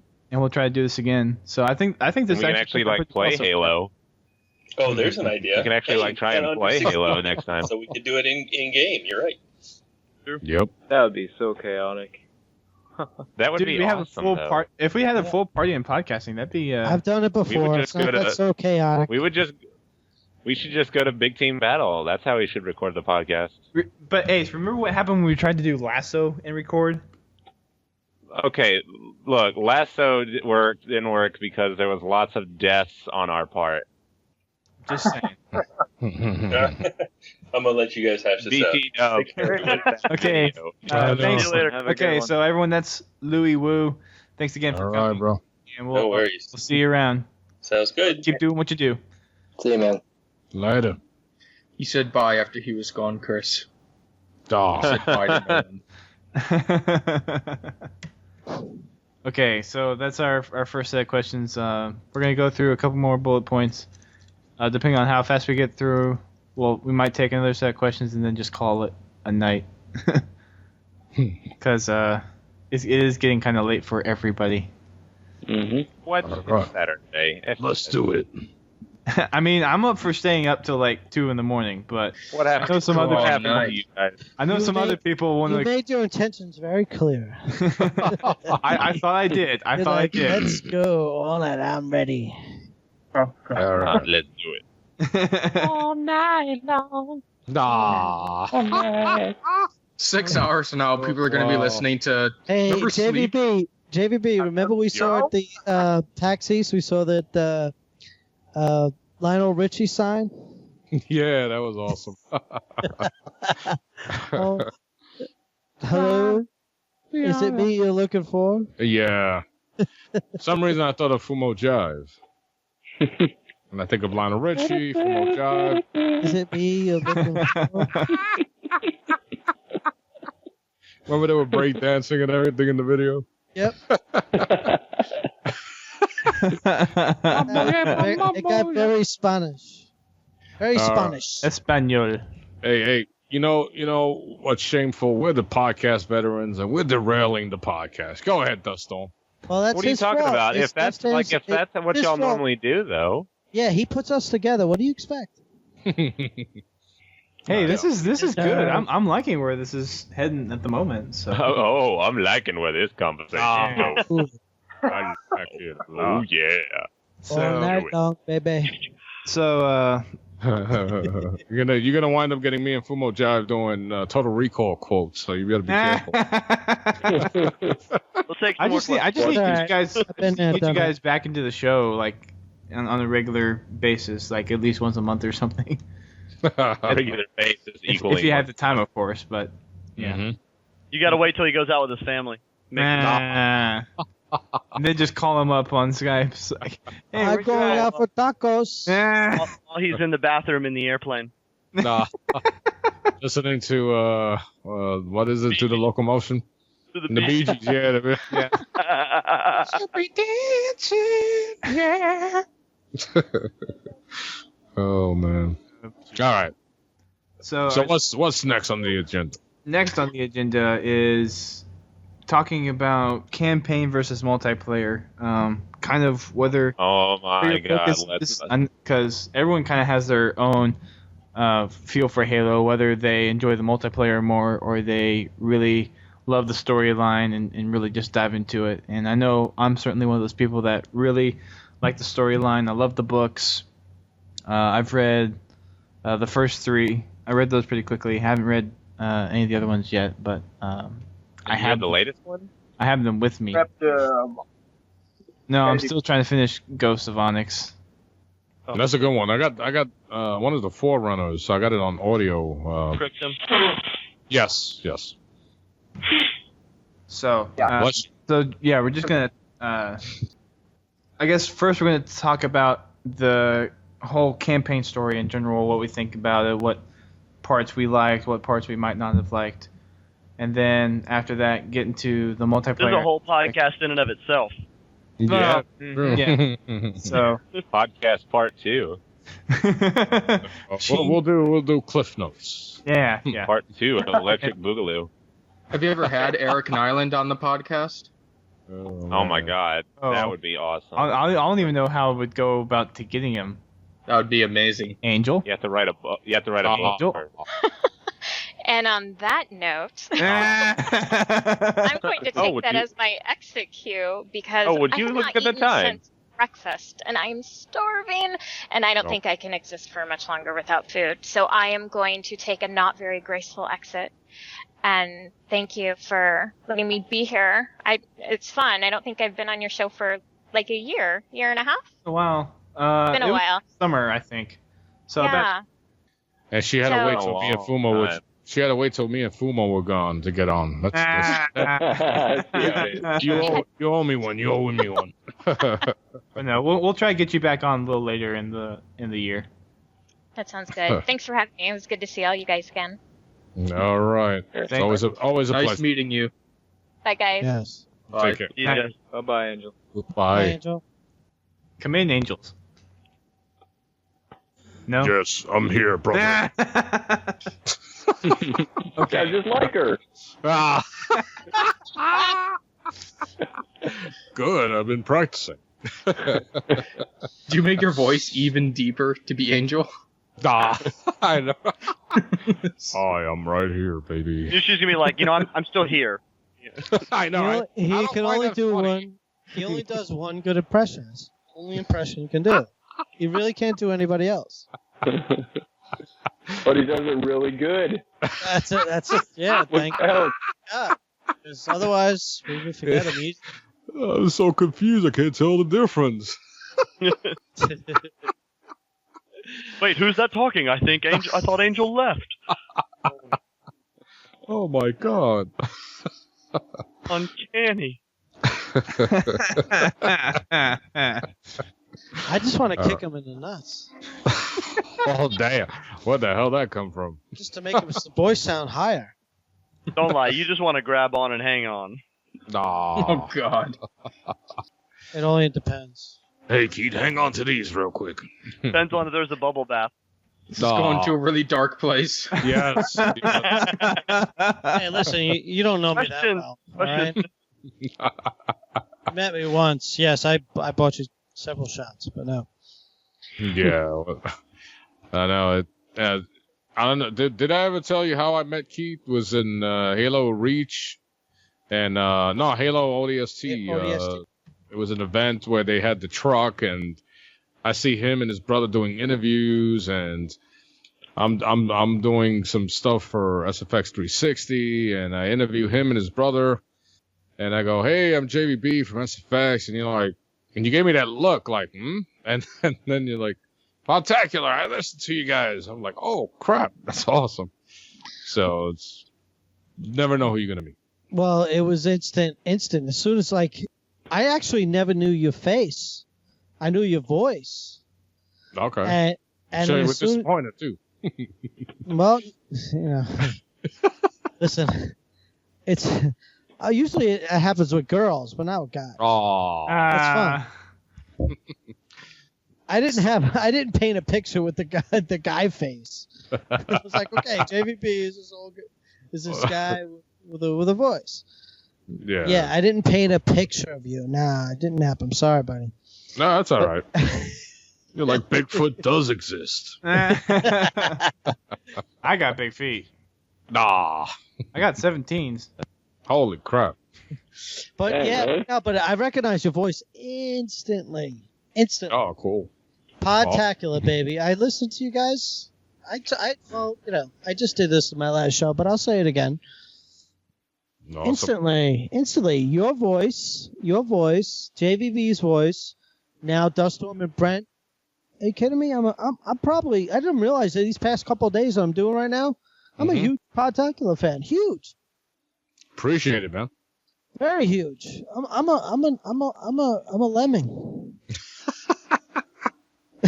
He's a groupie. He's a groupie. I'm a lemming. Is that good or bad? In a good, I don't know. You can take that any way you want. I never realized how bad it was. I was so psyched for tonight, and talking about your history the 2 nights ago and now tonight. Well, that was only half of the history. I know. I know. Well, that's the thing, man. There were two other stories where in Florida, as a matter of fact. Yeah. I met up with Ross, aka Palladian. He's the owner of SFX360. When I first hung out with him, he had a Podtacular shirt. Nice. And then I want one. Because he used to listen to it, so he was like, "Oh, I used to listen to you guys." And then I went to Gears of War 2, Best Buy launch event, and I did my laugh, and this guy goes, "Podtacular?" I go, "Holy crap, yes." Nice. So, That's a great name of a show too. Oh, absolutely. One of the greatest names ever. So, I did this. I did this too in the show a couple of days ago, but it was definitely more about your history than it was anything else. So, I was so excited. And I have a very limited knowledge of that history compared to Fumo and JVP. Or at least it feels that way. Well, it's okay. You still just it's the amazing thing is that it's all most of it is archived. I once in a while go to the website and there's a whole thread about some of the one-liners or inside jokes. It's amazing. The Podtacular community is not as ginormous as it used to be, but there's still a dedicated group of people there that are still catching up to the history. And I'm meeting a lot of people on Twitter, too, who used to listen to us. Well, that's Duststorm will say. I told her it was different, and it's hard now because how hard it is, and you'll definitely attest to this, how hard it is to do a show about just one fiction or one type of game. So Podtacular is able to do it over all these times and still be strong. Yep. Yeah, there you go, Fumo. Fumo, talk about the times you and I used to, before recording, be like, all right, so what are we going to talk about today? It's like, I don't know. I don't know, man. How do you do that, man? It's so hard to do. It's so hard to do with a game, with just one game. Even, like, people who do WoW podcasts, they still can't do it like this. You can't. I mean, I think you guys have a good, you just have a good podcasting thing. Well, you know what? At least from my point of view, I guess my friendship with Fumo, I was going to call him Mike, with Fumo, because whenever I would go to his house or we talked on the phone, it was the same conversation we would have before recording, where we would, do Total Recall quotes or whatever, and then instantly we'd have a relaxed environment before we start recording, and then that cohesiveness was right there, like nonstop. I knew when to jump in, he knew when to jump in, and so there was never a dull moment, which is really difficult to achieve in a podcast. So, and at least for me, what carried Podtacular is the community, because the community would constantly come up with content every week. And they're still doing it too. So all me and Fumo job were doing was just reading submissions and saying a few jokes here and there. It was the community who really carried us. Well, Podtacular was not meant to survive. It was not meant to survive with just talking about a single game. When you talk about just a single game, it's not meant to survive. So, hey. So, especially, it's really good that you can do it this long. Duststorm's done this nearly as long as we have. As JVG and I did with Podtacular, and it's really an achievement, you know.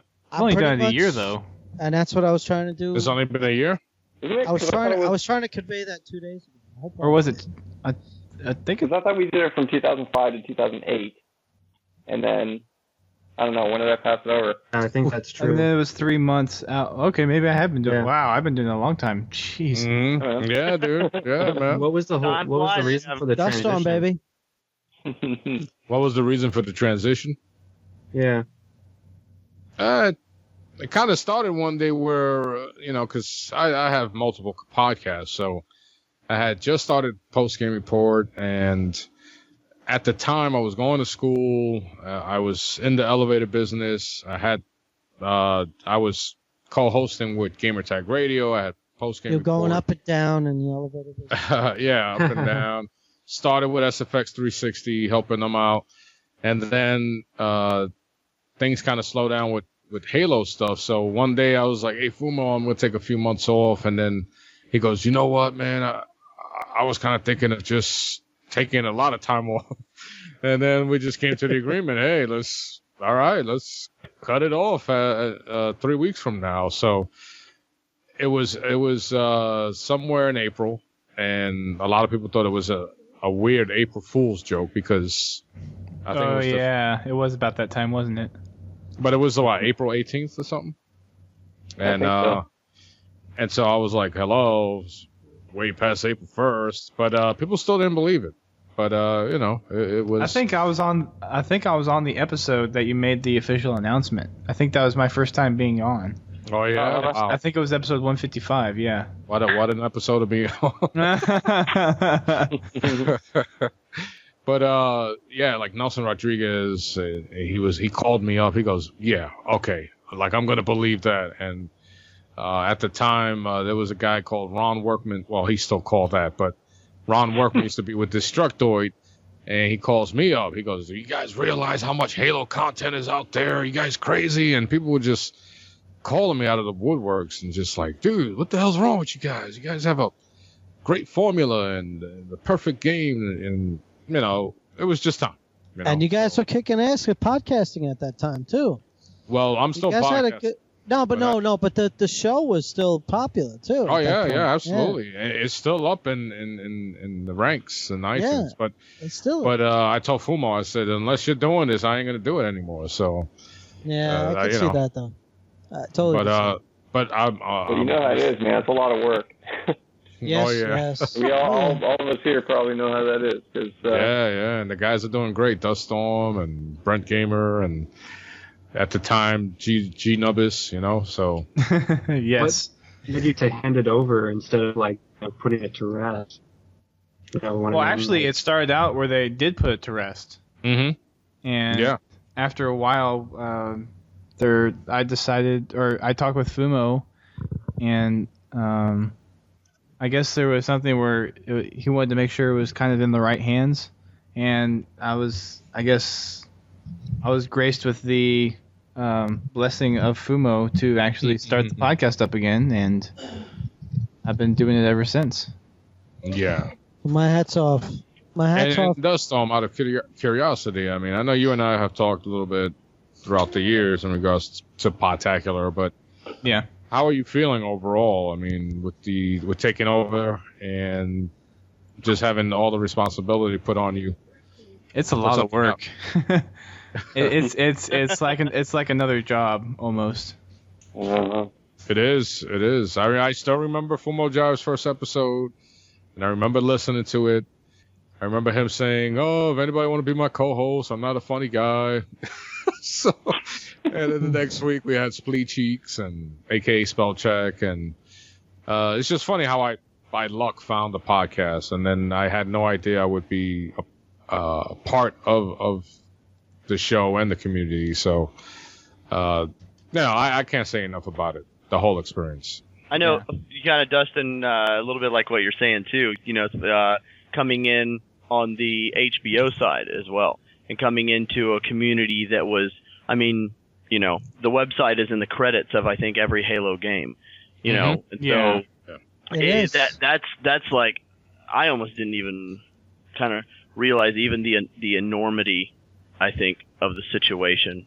Oh yeah, right. Podtacular. Well, and it's another thing for me too now, because back then we had Crunk that actually did all the website stuff. We had Dial that did all the community stuff, and then Fumo and JVB did the podcasting.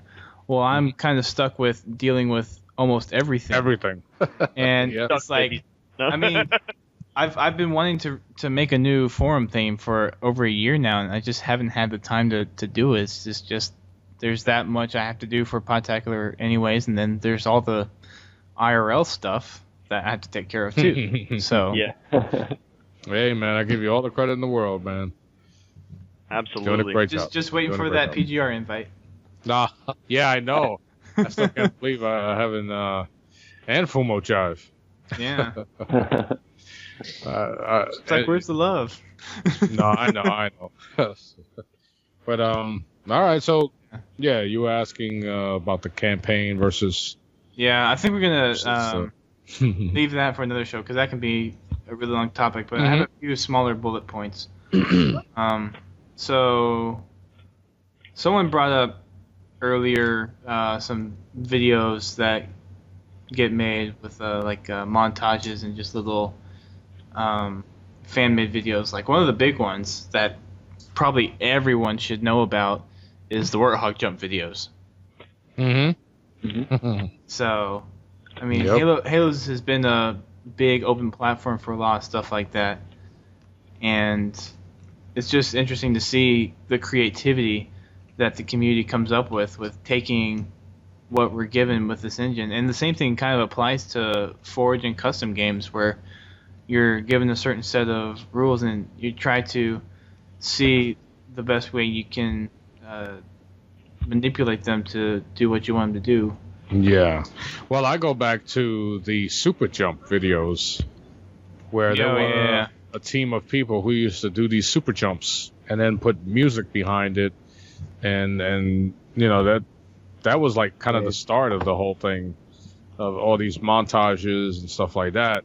So because of these super jump videos, I used to go out there myself and try to find these super jumps or mimic the ones they just did. So yeah, it goes way back. Even the snoring videos, where there were people snoring and sleeping, with Halo, there was everything.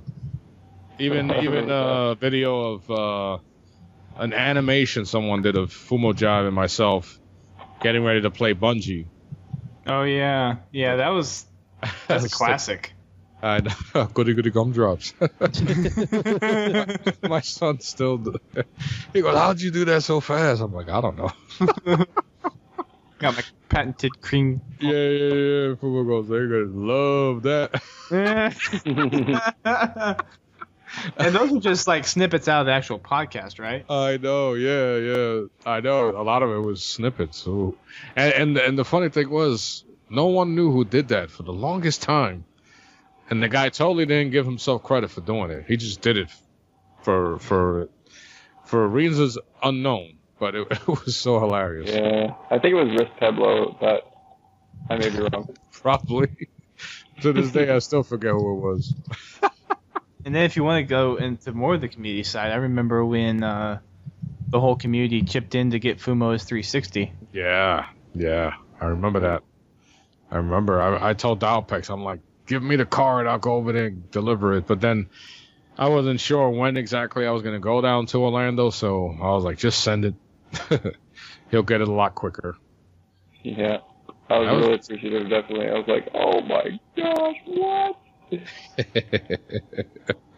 Yeah, man, I'm surprised that did not leak out, man.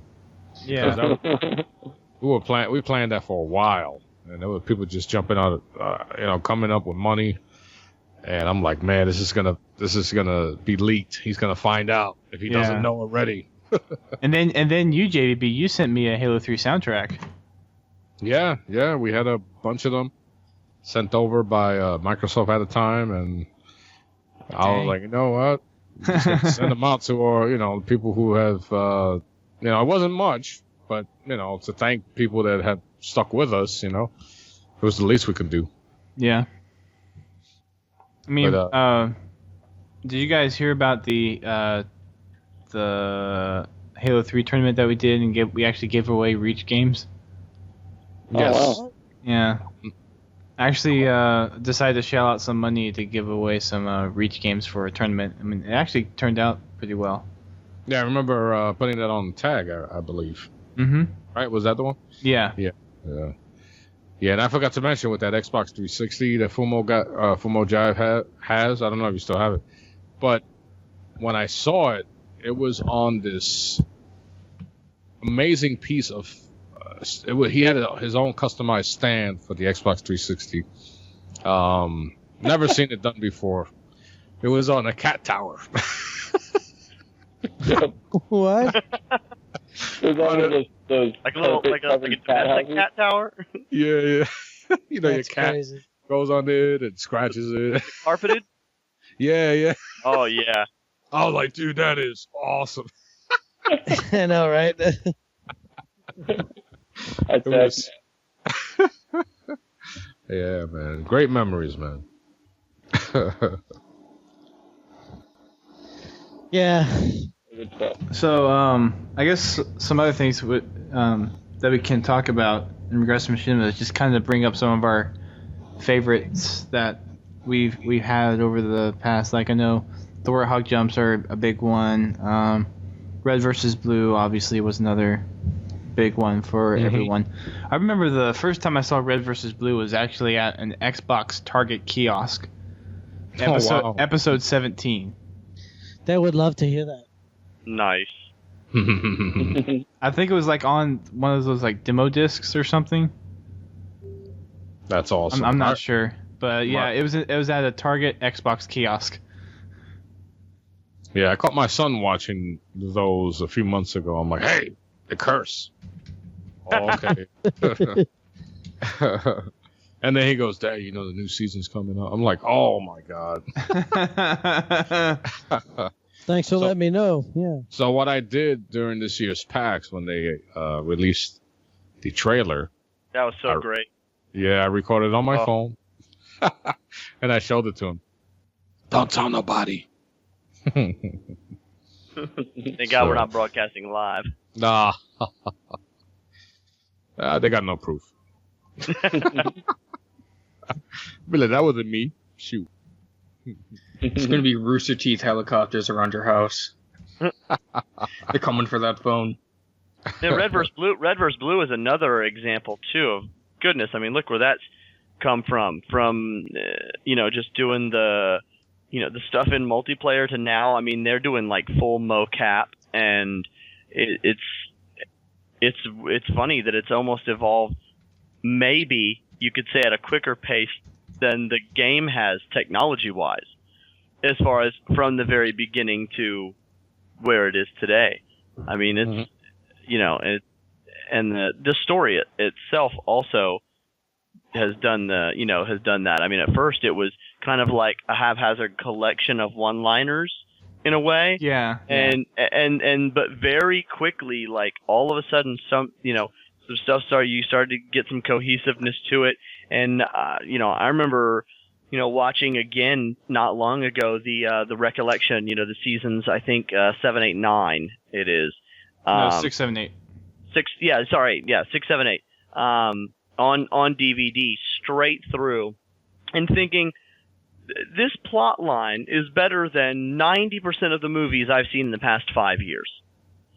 I mean, just all, the plot line itself, the humor, the characters, maybe I'm biased. Because I think it's almost a drive of passion than it is, because I know for Hollywood, a big part of it's money, but I don't know how the director mindset is. And I guess, Chris, you might have a little bit more insight into this, but just it seems like the Rooster Teeth guys just have more passion about what they do, and the fact that a lot of it's ad-libbed and they just come off the cuff with a lot of the stuff just makes it that much better quality stuff. Mm-hmm. The passion. Rooster Teeth is their own entity. They've been acting inside their own bubble for a while now. They make all those things. They can easily step outside the box and create their own universe. Rooster Teeth is if Rooster Teeth is way, I don't know. Oh my God, they're awesome. They have their Red versus Blue thing down. Like, they're done. They go to the conventions. So JVB, we go there. They do the shows there. They promote in a comic book way that is they draw that huge crowd. Like, they draw a huge and they draw like a mainstream comic book crowd. Yeah. They're almost bigger than Halo. Seriously. Yeah. Well, they're very close, man. Yeah, without Halo, who knows what they'd be, though. Yeah, I know. Yeah, I mean, I'm not saying they're bigger than Halo, but you know what I mean? I mean, you saw what they could do in PAX East. They have a thing going that's unbelievable at these conventions. Oh, definitely. It's not just Red versus Blue either. Their shorts are getting hilarious. Yeah. They're awesome. Their studio's expanding. They're introducing movies through their the way they're delivering their what do you call it? The way they're delivering their movies over the internet. They don't have to worry about any kind of production or companies that have to put their money. They do it all on their own. Good for them. Yeah. So, what about some other machinima teams out there? Like, I know there was a Fire Team Charlie. Did you guys ever hear of that one? Yeah. Fire Team Charlie. Yeah, it was short. It didn't last very long, but it was very comedic, almost. Hollywood Halo. There's Hollywood Halo 2. Yeah, they. I don't know. The ones I know them best for are the HMV Hell videos, and my other favorite one from them is Frequency. Which, those are pretty good. And if you guys haven't seen the HMV Hell Reach edition yet, you should definitely check that out on YouTube. But let's see, there was also another one that Fumo, you actually interviewed, was the guys from the Codex. Yeah. Mm-hmm. Yeah. Mm-hmm. Yep. So those guys as well. So there's definitely like lots of little machinima groups, because I mean we also have Halo Reach Tricks here. We had Cyberline Films. And of course, The Spartan Life. The Spartan Life as well. Billy Idol. I'm totally gonna call him that when I see him again. Well, that's what we were calling him when we had dinner at PAX. I know. Yeah, I know. It was He looks like what a classy guy too. That is another that right there was one of my favorite, I guess, Halo franchise related memories. Is just those few days, but specifically, us all getting together, and eating and spending 3 hours just talking with each other, and not just with the 343 people, but just with the other community people as well. I mean, it's always been a huge honor and privilege for me just personally to feel like I have some semblance of involvement in kind of the way the community is goes forward and everything, because I mean this, most of the people in this chat room, still remaining in this chat room, included, it's like all-star, it's all-star lineup. I mean, being able to talk to people like, yourself, even Keith, was running Riot, and something I don't, listen to a lot, and, this Spartan Life, and it's just, it adds this level of tangibility that it maybe was always lacking before, because there's always a little bit of a disconnect. When you have, it's like people who date online exclusively. It's like, wow, where are you going with this? Yeah. The ears on that helmet of yours, no. But and I don't know if it's the same with you. And I know that I'm kind of like stuck in a weird video game no man land in the Central Florida area. I know Foo's down, I guess, in Orlando ish still. Awesome. But it seems like most everything, obviously the central location, is the direct opposite end of the country. And then, you still have, some strong, community stuff up, from the DC on up through the New England area as well. So, it was a big kind of deal to finally feel like there was a direct connection with everyone. It goes back to why Halo is so strong as a community. So it's one of the guys in the chat, I think it was just a StarCraft troll, but he was in there saying like, "Oh, does Halo have a community?" It's like home. I'm glad that guy doesn't know that there's a Halo community. Remember? Yeah, that's for sure. I want to know how in the world he found out about this podcast if he doesn't know. Yeah, I remember during the Halo Reach launch event. Remember Keith in Best Buy? The Best Buy Theater. Last minute I decided, let me just go. When I got there was this humongous line. I'm like, I'm never getting in this thing. And Keith, I believe you're like, I'm in Manhattan and blah, blah, blah.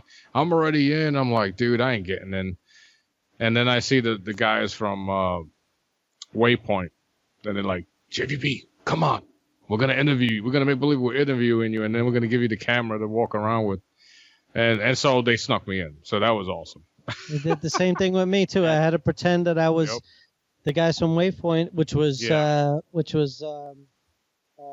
Chris Burke from Damien Last Name at the time was just like, just pretend that you're with me. Yeah. And we got us in there. You know what? I saw Chris. He was like, come on, let's go. I was like, sweet. Well, all the old guys were there, man. We took that old guy picture, man. Louis Wu, JVB from Old Podtacular. Then we got Damien Lacedaemon from This Spartan Life. Exactly, yeah. We had the old school Halo 2 at the Halo Reach thing. Mm-hmm. It's all downhill from there. Yeah, good. I think especially when I come up. I think mostly everybody was and try to meet you guys. It was really especially nice. We were all looked at each other. We were just like, you know what? This was a nice thing to do. Did you guys ever end up taking a picture? Yeah, we did. Yes. I could drop it in here. We had a couple people take the pictures. A couple people were taking our pictures. It was kind of weird too. We were like, oh. Yeah. Because that's like three big Halo names right there, just together. It's like, wow, that has to be one of those just amazing moments. I didn't that you know don't get anywhere else. Well, that event, it all just came together too at the last minute too. Like almost like, duh, I think we should be here. Yeah. It was like in New York City, we're all there, we're all close, and we all just emailed each other like I think a couple hours before, like, you're gonna be there, right? Yeah, exactly. and then we all were there, so it was really nice. So it was definitely a nice, pleasant thing. Like, duh, like, why were we not meeting each other at this point? And I met Claude for the first time. I met him online, did the interview and stuff, and I met even same with the Miguel and all that stuff was all online stuff. But same thing with Damien too, and we all just met right there. Mm-hmm. The Halo Reach. And JVB was, a slut I knew before, but. Dang. I mean, I had sex with him at the ODST party. Oh. Wow. That's what stands for. The orbital drop sex trooper. Wow, that's wrong. That's wrong. Yeah. All right. Okay, well. On that note. Yeah. That was one of our podcasts. That's the perfect time to end. 4 hours. Oh my crap. Gosh, we're doing less than did for Bernie with our RVB interview. Dang. RVB. So thanks, guys, for listening in. Thank you guys on the live stream for tuning in and taking the time out of your day to come listen to us rant about God knows what. I feel like we actually stayed on topic for a decent amount of time, though, so I think we did pretty good. Yeah, sorry for throwing out some old fogey moments. Nah. Fogey. And that little scream that I did because I'm helping my son with Indiana Jones Legos, and there's a part where it's a puzzle, and I got towards the end and I died. So sorry. I've been there. We all been there. We all been helping out our sons with Lego, whether it be Star Wars Lego, Indiana Jones Lego, or Batman Lego. Yeah, we've been there. Still waiting for that Halo Lego. Somebody mentioned it in the chat too, and I think I want to say that too. There's a lot of people in the chat that have been here like the entire time, listening to all the ridiculousness. So yeah. Good job, people in the chat. Thanks for hanging around. It's an honor to even have anybody that thinks what we're saying is interesting. Yeah, and I think it's easy to kind of get caught up when we're in our own little circles and like get this odd sense of false importance sometimes. Yeah. And then we realize the rest of the world, like, oh, maybe not everybody knows what we're doing, but then it makes you more appreciative, I think, of the fan base. Right. Absolutely. And I mean, hopefully, with this podcast, we can actually get some more people to tune into us and maybe do more live shows like this and on a more regular basis. So that'd be pretty cool. But and it's great to podcast with Fumo Jive again. Yeah, you haven't been on here. It's so great. This is a reunion. Really is. Fumo hasn't been on in a long time. Yeah. You know what? Maybe we need to get you conditioned again, Fumo. we need to put up a regiment for you for podcasting like you have your running. If we end up having the equipment to do so, we should do maybe like a little super podcast reunion video at PAX if most of us are going to be there. See, all the tickets are out right now. I'll bring the camera for PAX Prime. Oh, so PAX Prime. I'll be there. Yeah. I wouldn't be able to go because all the tickets are out, unless like pawn them. Someone like was able to do some favors. Yeah. Just get them in front of the door. Like, be a dude there. Speaking of OD, like walking someone's dog, that's a favor. Dude, you just gotta get your ass to Seattle and you do the podcast at some bar right outside the place. It's fine. You don't need tickets anymore. Well, and there's also I suppose ancient scrappers that are right outside the front door selling and reselling. There you go. Yep. Buy them off a scalper. Interesting. Anyways, I want to just say thank you guys for coming and being a part of this. Hopefully we'll be able to do another one pretty soon, come November, the actual 10-year anniversary. Yeah. This one's just kind of a preemptive one since it's the summer and everyone's kind of whoever's in school is out of school by now, and Saturdays pretty much work because it's the weekends for people that actually do have lives and jobs. So thank you guys. Thank you to the people that had to already leave for whatever reason that was. Thank you guys for coming. Thanks to the people who weren't able to make it. So G. Lewis and Damien Lacedaemian and a couple others who couldn't come tonight. And thank you guys for listening and just keep on supporting us, and we'll keep putting out episodes for you. And we will post this as a special, so it won't be necessarily an episode number, but definitely tune into the rest of our shows if you haven't listened to us before. The two shows before this are our E3 reviews, which you can check out on our site, podtacular.com. And also check out the forums where we have quite a few things going on in there, events-wise, and some really cool people that you can meet up with to get some Halo going. And with that, check out the other communities that are represented here. We have Outcast Reborn, we have Talking About Games, we have a few other clans and groups here as well. So Halo.bungie.org, baby. HBO is here as well. Yeah. Halo Tricks. Halo Tricks. Spirits of Fire. Spirits of Fire. Happy Father's Day. Oh yeah. No, it's not quite. Not quite yet. 17 minutes. And Podtacular, of course. The Running Riot. The Running Riot. Where you will feature our next guest is Crew Legacy from Crew Legacy Productions. Please give to Gunner Optics and click on that ad as you see fit. There's 343 Industries. We have a Microsoft person, our second Microsoft person to be on the show. BS Angel from. Yeah. She's a most popular person. She really is. No, you couldn't listen at PAX East. Oh yeah. You can't even get close to her. I'm telling you that right now. So true. Well, I'm sure very popular.